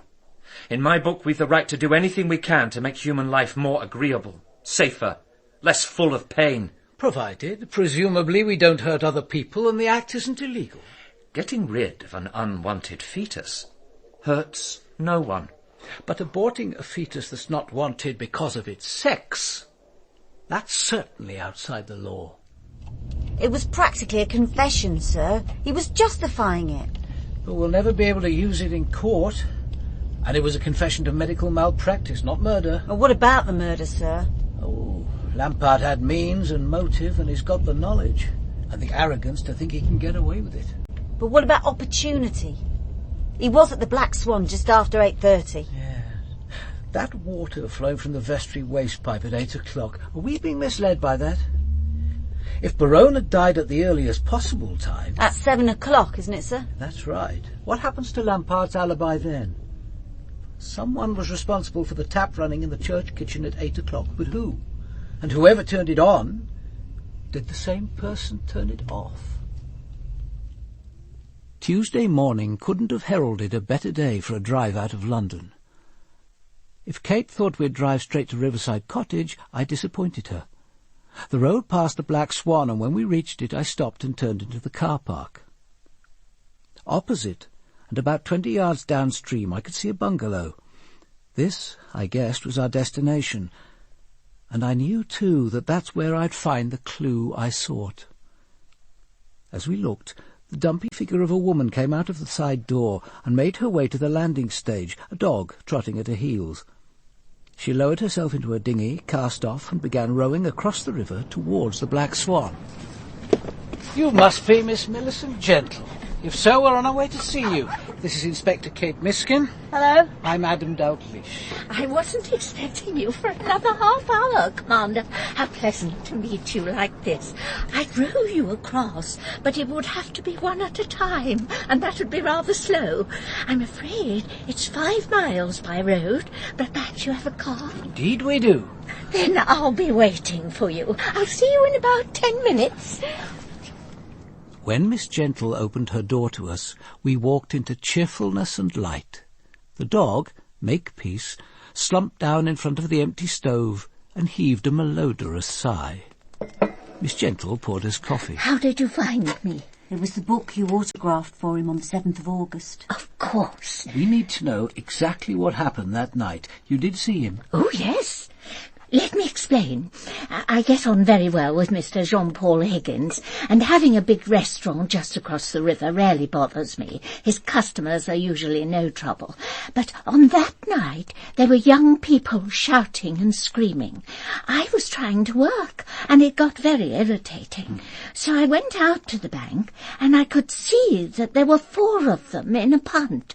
2 of them were trying to change places, and they were rocking very dangerously. I tried to ring Mr. Higgins, but I couldn't get through. So Makepeace and I rowed across. I made for my usual spot, and as I turned the boat to draw up to the bank, I saw these 2 men. Did you know who they were? Not at the time. Afterwards, I knew one of them, Sir Paul Berowne. What were they doing, Miss Gentle? Fighting. They didn't notice me, of course. Who won? Oh, Sir Paul. He landed what I think is called a hook to the jaw. The younger man fell. Then Sir Paul picked him up by the collar of his coat and his trousers and threw him into the river. He made quite a splash. And then? Sir Paul waded into the water and fished him out. He threw him down on the grass, said something, and walked upstream towards me. As he drew alongside, I popped up my head and said, "Good evening. I don't suppose you remember me, but we met last June at the Hertfordshire Conservative Fete. I'm Millicent Gentle." What did he do? He came over and shook hands. He was dripping wet, of course, but was as self-possessed as when we'd met at the fete. I said, "I saw the fight. You haven't killed him, have you?" He said, "No, I only wanted to." He was beginning to shiver, so I suggested he come back to the cottage and dry off. He said, "That's very kind of you, but I think I'd better move the car." I suggested he park it somewhere at the side of the road, and that I row him across. He disappeared and was back in a few minutes. What happened to the other man? I didn't wait to see. I knew he'd be all right. He wasn't alone, you see. He had a girl with him. You're quite sure about that? Quite sure. She came out of the bushes and watched when Sir Paul threw him into the river. I couldn't have missed her. She was quite naked. This girl. Look. I have a photo. Do you recognise her? Isn't that the girl who was drowned? Yes, it could have been her. I didn't see her face very clearly, I'm afraid. The light was very poor, and they must have been 40 yards away. When Sir Paul flung this man into the water, what did she do? Roared with laughter. When Sir Paul waded in to help him out, she sat on the bank, quite naked, helpless with laughter. The scene was quite bizarre. 2 men stumbling out of the river, and a naked girl sitting on the bank, roaring away. So when Sir Paul had moved his car, you rowed him across. Could you still see the man and the girl? No. The river bends slightly, but I could still hear the girl laughing as I rowed across. I had to go carefully. With makepeace and a passenger, we were very low in the water. The girl, how long did she go on laughing? Until we were almost on the opposite bank. Then suddenly the laughing stopped. Did you hear a cry? A splash? No, nothing. What happened then? First, Sir Paul asked to use the telephone. I left him here and went into the kitchen. Then I suggested he have a hot bath. While he was in the bathroom, I put his clothes into the tumble-dryer. Oh, I'd given him my father's old dressing-gown to wear after his bath. So while we waited for his clothes to dry, we settled down in front of the fire and I made some hot cocoa. I told him about my work, and that's when I gave him a copy of my last book. Have you spoken of this to any other person? No one. I wouldn't have told you if you hadn't phoned, and he weren't dead. Please continue to say nothing, Miss Gentle. It could be very important. I thought I knew why Berowne had been on the riverbank. He'd arrived to join the dinner party, to greet his wife and Lampart, his wife's lover, to take part in a civilized charade. And then he'd heard the murmur of running water and had been drawn to a few moments of solitude and peace. So he'd wandered down to the river. Such a small thing, a simple impulse, and it had led him to that blood-drenched vestry. Dominic Swain, his wife's brother, had stepped out of the bushes. Did he already know that this was Teresa Nolan's lover, the father of her aborted child? Was this the one other secret that Teresa had confided to him in that final letter? Did he confront Swain with that knowledge? And when Sir Paul left you that night, that was the last time you saw him? Oh, no. I saw him on the afternoon of his death. I thought you knew. But, Miss Gentle, how could we have known? I thought he'd have told someone where he was going. Is it important? Very important, Miss Gentle. Oh. Tell us what happened. There isn't much to tell. He arrived quite unexpectedly just before 3 o'clock. He was on foot and carrying a bag. He must have walked the 4 miles from the station. He said he felt like a walk along the river. He hadn't eaten, so I made him something, and then he set out for his walk. He returned about 4:30, and I made some tea. His shoes were very dirty, so I gave him my shoebox, and he sat outside on the steps and cleaned them. Then he took up his bag, said goodbye, and was on his way. It was as simple as that. As simple as that. The lost hours accounted for. He'd wanted to spend a few hours where no one in the world could find him. And then he must have gone straight from Paddington to St. Matthew's Church. We'd have to check the train times, but it was most unlikely he could have gone back to the house, collected the diary, and still been at the church by 6. It's a new motive, sir. Swain must have hated him. The thrashing, the humiliation, thrown in the river, dragged out like a dog, and all in front of Diana Travers. Oh, yes, Swain must have hated him. So we had it at last. The motive not only for the murder, but for this particular murder with its mixture of planning and impulse, its brutality, the cleverness which hadn't quite been clever enough. I recognized the mind behind it. I'd met it before. The mind of a killer who isn't content to take a life but who avenges humiliation with humiliation, who wants his victim not only dead but disgraced. The mind of a man who has felt inferior all his life, but who will never feel inferior again.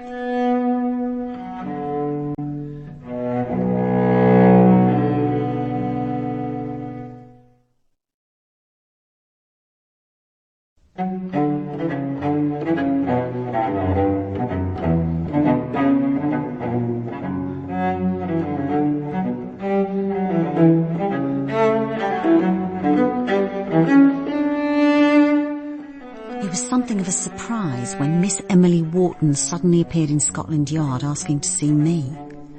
She completely lost touch with young Darren Wilkes and had come to me as a last resort. I'm terribly sorry, Miss Wharton, I said, but I don't see how we can help. The juvenile court has made a supervision order to the local authority. It's their concern now. I know, she said. That's what the social worker, Mrs. Kendrick, told me. But I thought you might be able to use your influence.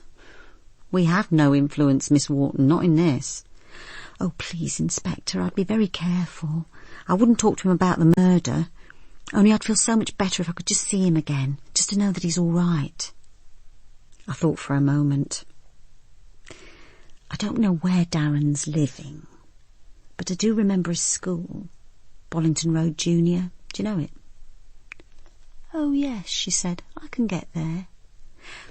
You could try passing at the time they come out.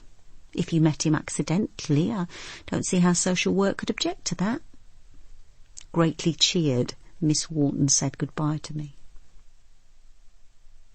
What happened shortly afterwards we learned only very much later. Miss Wharton had left the yard and was hesitating on the edge of the pavement when she heard someone say, "Excuse me, but aren't you Miss Wharton? I'm Dominic Swain, Sir Paul's brother-in-law. You've been to the yard, haven't you?" "So have I. I feel in need of some refreshment. Do join me."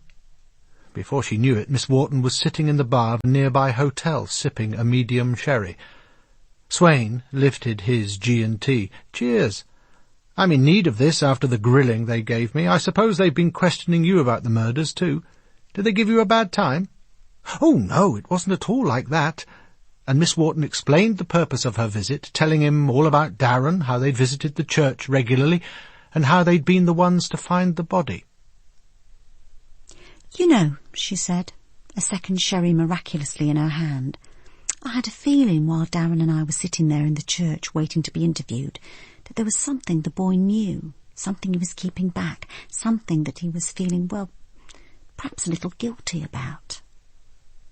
"You've told the police about this?" "Oh, no. It would sound so stupid. But the boy might have noticed something you didn't see. It was only a feeling I had. Perhaps I'll know more when I'm able to see him. I'm planning to meet him when he comes out of school. But he'll be with other children. He might be embarrassed to see you waiting there. Why not write him a note and ask him to meet you? Where did you usually meet?" "Oh, on the towpath. That's where we always met." "I could take him a note if you like," said Swain. "I'll give it to one of the other kids to deliver, or I'll ask one of them to point him out. Darren will get it, I promise. Look, let me write it for you. Suppose we make it Friday at 4 o'clock on the towpath. Would that be all right for you?" Yes, perfectly."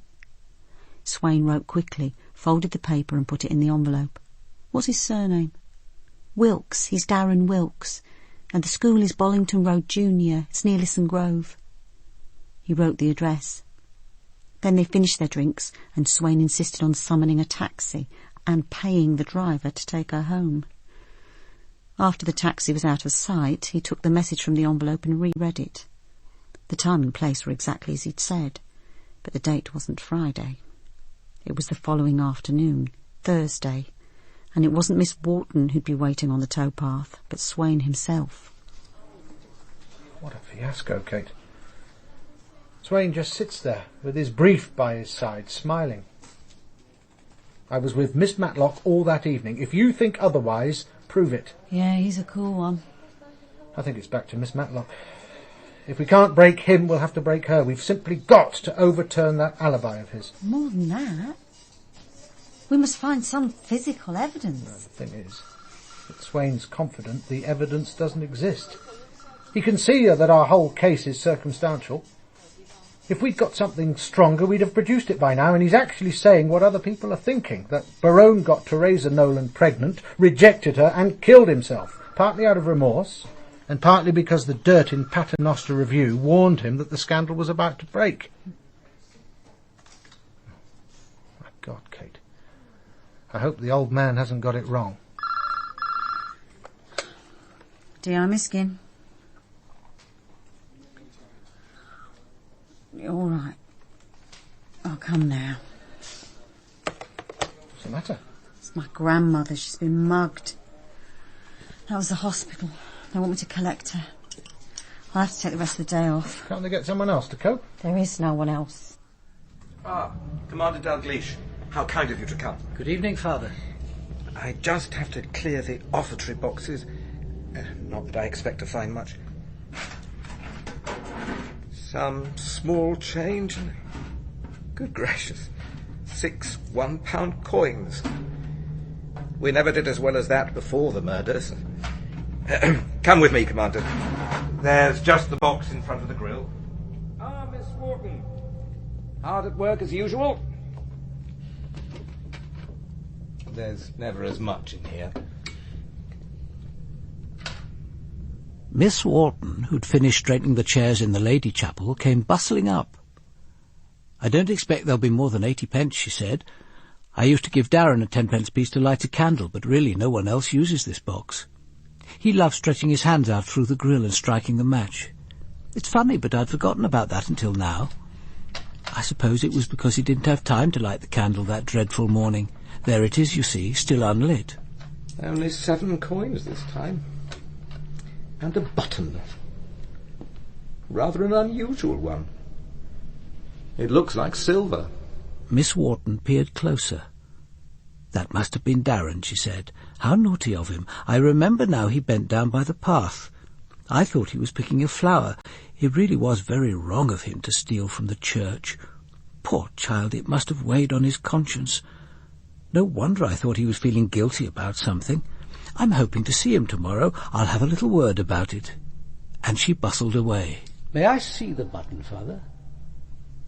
And there at last it was, resting on my palm, the piece of physical evidence we'd been seeking. I'd seen just such buttons before.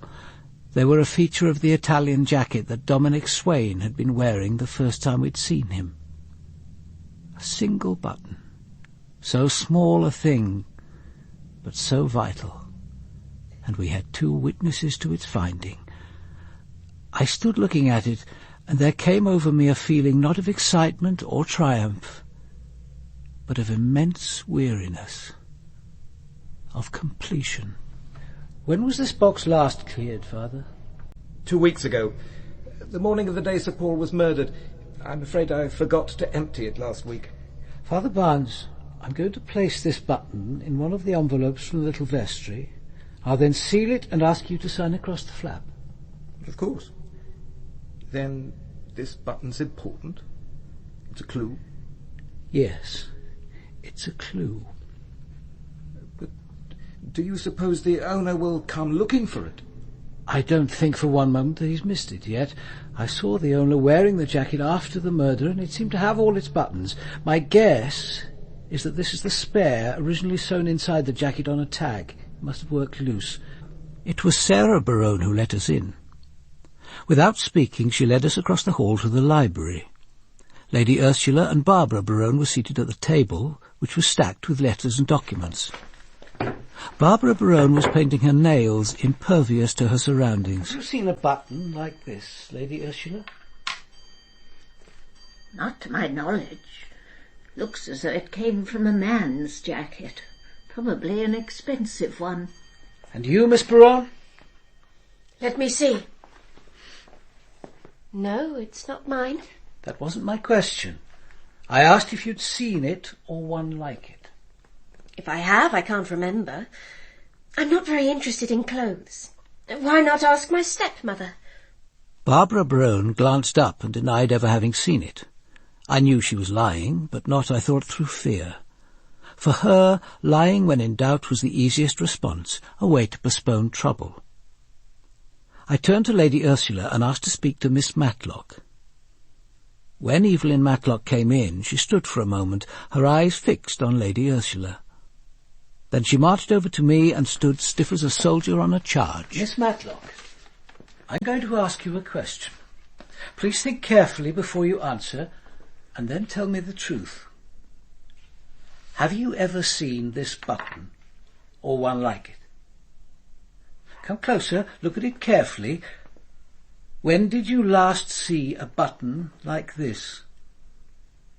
I've seen something like it. I can't remember where. There must be hundreds of similar buttons. Try to remember. You've seen something like it. Where? In this house? Are you Dominic Swain's mistress, Miss Matlock? Is that why you're shielding him? Because you are shielding him, aren't you? Is that how he paid you? A quick half-hour on your bed between his bath and his supper? He was getting it cheap, wasn't he, his alibi for murder? Chief Inspector! Really, Commander, apart from being offensive, I find that suggestion ridiculous. It's grotesque. Why is it ridiculous? Why is it grotesque? You can't bear to believe it, can you?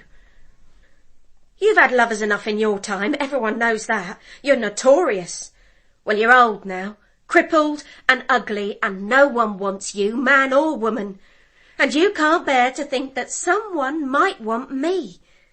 Well, he did, and he does. He loves me. We love each other. He cares. He knows what my life is like in this house. I'm tired, I'm overworked, and I hate you all. Oh, you didn't know that, did you? You thought I was grateful. Grateful for the job of washing you like a baby. Grateful for waiting on a woman too idle to pick up her own underclothes from the floor. Grateful for the worst bedroom in the house. Grateful for a home, a bed, a roof, the next meal. And you, all of you, you think of no one but yourselves. Do this, Matty. Fetch that, Matty. Run me bath, Matty. I do have a name. He calls me Evelyn. That's my name. I'm not a cat or a dog. I didn't know you felt like this. I blame myself. No, you don't. Those are just words. You've never blamed yourself for anything, not all your life. Yes, I did sleep with Dominic, and I shall again. He loves me, and I love him. Don't be ridiculous. He was using you. He used you to get a free meal, hot bath, his clothes washed and ironed, and in the end he used you to get an alibi for murder. Barbara Berowne had finished her manicure. Now she surveyed her finished nails with the pleased complacency of a child. Then she looked up and announced quite calmly that she'd known all along that Dominic Swain had been Matty's lover. She went further. She said Swain had told her he was making love to Matty on Paul's bed at the very moment he was being killed. He couldn't have told you. He wouldn't. But Barbara Berowne stuck to her guns. Swain had thought the whole thing would amuse her. She'd asked him how he could even bear to touch Matty. He said that he kept his mind on the hot bath water and the free meal. Evelyn Matlock had sunk down on one of the chairs, her face in her hands. After a few moments she looked up at me. He did go out that night. He told me he wanted to talk to Sir Paul. He told me the door was open when he arrived and that they were dead. Both dead. That's what he said. Oh, God. Oh, God. I wish he killed me too.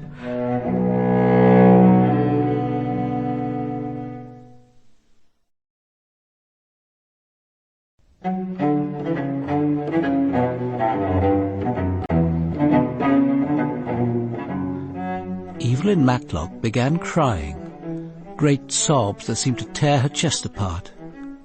Sarah Berowne looked across at me. But surely Dominic couldn't have done it. There wouldn't have been time to commit the murders and clean up afterwards. Not unless he went by car or bicycle, and Halliwell would have seen or heard him. True, if Halliwell had been there, but he wasn't. Halliwell spoke directly to me. He said that Lady Ursula had rung at 10 to 6 asking for the car. Once inside, she told him to drive to St. Matthew's Church, Paddington. When they arrived, Lady Ursula asked him to park outside the south door. She rang the bell and Sir Paul answered. She went inside. About half an hour later she came back to the car and asked Halliwell to join them. That must have been about 7. Sir Paul was there with another man, a tramp. There was a sheet of paper on the table with some lines of handwriting. Sir Paul said he was about to sign his name and wanted Halliwell to witness his signature. Then he signed with his fountain pen, and Halliwell wrote his name underneath. The tramp did the same. When they'd signed, Sir Paul blotted the paper. Then the tramp went out through the door to the right of the fireplace, and Lady Ursula and Halliwell left. So, Mr. Halliwell, You lied about being in your flat the whole of that evening. I asked him to lie, Chief Inspector.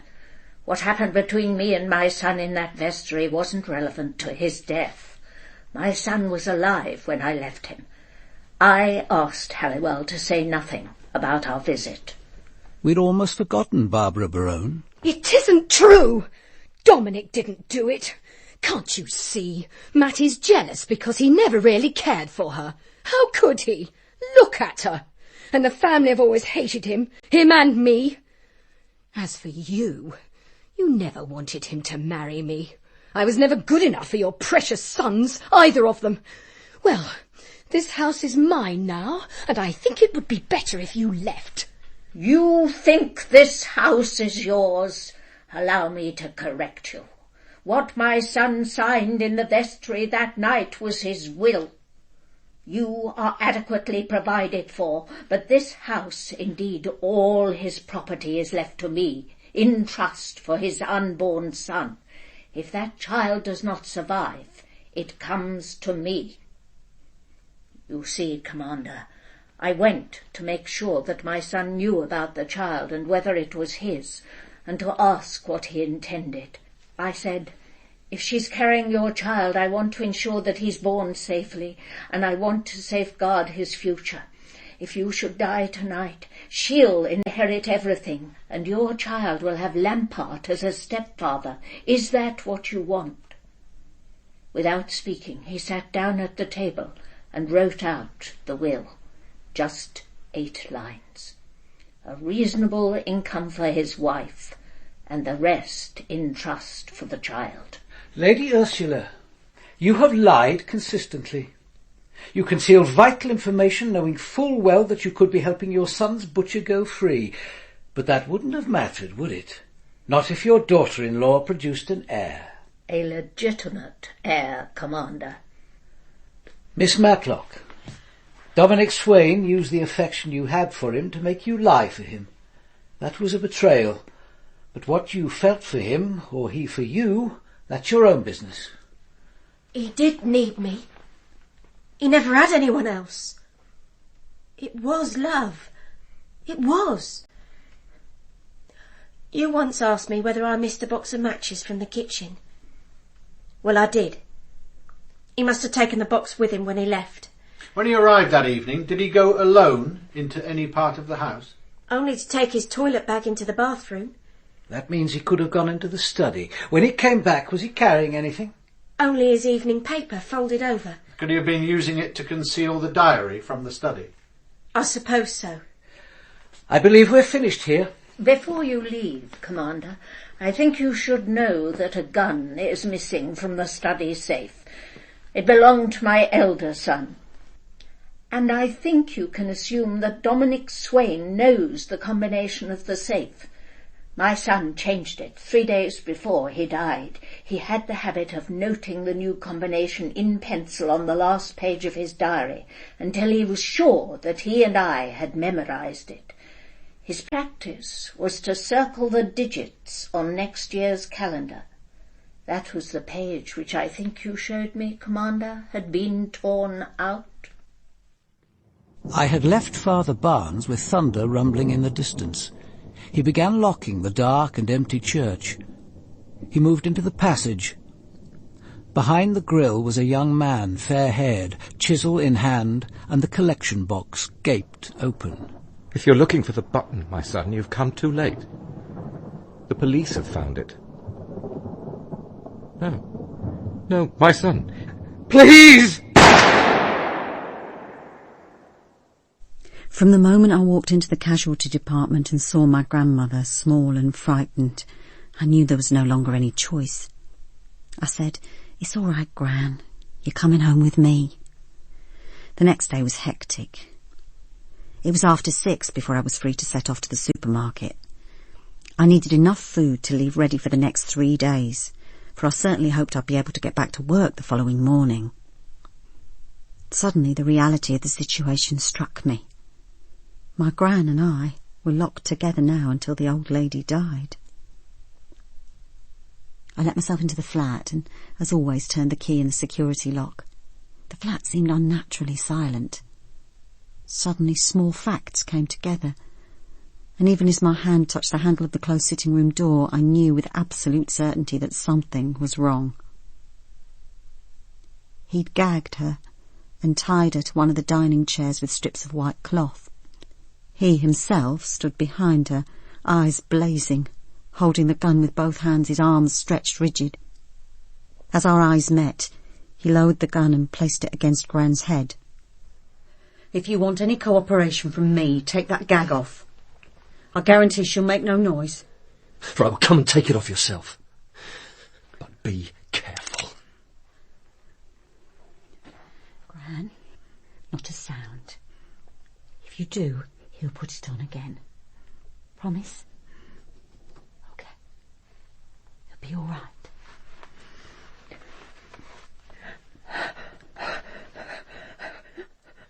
Now stand over there against the wall. That's right. Why all this panic? You know we've got no real evidence. Ah, but you have. See? This is where my spare button used to be. Pity these buttons are so distinctive. That's what comes from having expensive tastes. How did you find out about that? From the boy who picked it up outside the church, the morning after the murders. Young Darren. I met him. He told me. Where is he? What have you done to him? Nothing. But he told me about the button and where he put it, so all I had to do was get it back. And after that, the boy would be harmless. But a single button? That's not enough to convict you. Look, don't be a fool. Hand over the gun, go home and call your lawyer. I don't think I can do that. Not now. You see, there's this damned officious priest. Or rather, there was. You killed Father Barnes. Shot him. So you see, I haven't anything to lose. So what's the plan? I'm getting out. Spain. There's a boat at Chichester Harbour. She belongs to my sister's lover, in case you're interested. You're going to drive me there. Oh, for God's sake, it's a rush hour. It's idiocy to risk getting stuck in traffic with every motorist peering into the car. He considered for a moment and then agreed to wait for an hour. I said, "Look, I've got to ring my boyfriend. He's coming to supper at 8. If he finds the flat empty, he'll know something's wrong. He'll check the car, then he'll ring the yard. I've got to put him off." He was silent, considering. Then he agreed. "Alan, it's Kate. Tonight's off.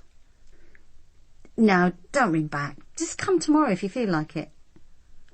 And Alan, remember to bring me that book you promised. The Shakespeare, Love's Labour's Lost, for crying out loud. See you tomorrow. And remember the Shakespeare." "That's okay, you'll keep away." He'd better. Now make us something to eat while we wait. "We'll omelettes do. I've plenty of eggs." Well, get on with it. He ushered us into the kitchen and got Gran onto a chair and bound her in, still pointing the gun at her head. I thought I might as well ask him about the murders. They always want to talk about it. I asked first about Teresa Nolan. I didn't kill her. She killed herself. Because you made her abort your child? Well, she could hardly expect to have it, could she? Anyway, how are you so sure it was mine? If Berowne didn't sleep with her, he wanted to. Why else would he have thrown me into the river? Who did he think he was? He was going to leave my sister for his dreary whore, or for his god. He humiliated me in front of Diana. Well, he chose the wrong man. Before I left the house that morning, he told Evelyn where he'd be spending the night. I took his bike, and when I got there, he let me in. Odd that. He knew I was coming. He was expecting me, and he wanted to die, God rot him. He could have tried to stop me, pleaded, argued, please. That's all I wanted from him. The priest could say it, but not Paul Berowne. He looked at me with such contempt. I wouldn't have done it, not if he'd have spoken to me. Christ, why didn't he stop me? And Diana Travers? Did you kill her too? Oh, I didn't need to. The weeds did it for me. She dived and didn't come up. Damned if I was going to rescue her. She'd laughed at me. I whirled round and flung myself at him. The shot shattered the air. An instant later there was a second explosion and the door of the flat burst open. And then I saw AD coming towards me, speaking my name, willing me to keep my eyes on him. Sobbing wildly, I buried my head against AD's jacket. Then I pulled away, fighting for control. And over AD's shoulder I saw Swain, handcuffed, being dragged out. He jerked his head at my Gran's body. Well, you're free of her now. Aren't you going to thank me? Aren't you? I'll never know whether I wanted it to happen. Her death, I mean. You heard what Swain called out. Aren't you going to thank me? He knew. Of course you didn't want it to happen, Kate. We all feel partly responsible when we lose someone we love. It's natural guilt, but it isn't rational. You didn't kill your grandmother, Swain did. His final victim. But with murder there never is a final victim. No one touched by Paul Berowne's death will remain unchanged, myself included. Kate knew that perfectly well. But she's tough. She'll learn to bear her personal load of guilt, just as I've learned to carry mine. Yes. Some can gaze and not be sick, but I could never learn the trick. There's this to say for blood and breath: they give a man a taste for death.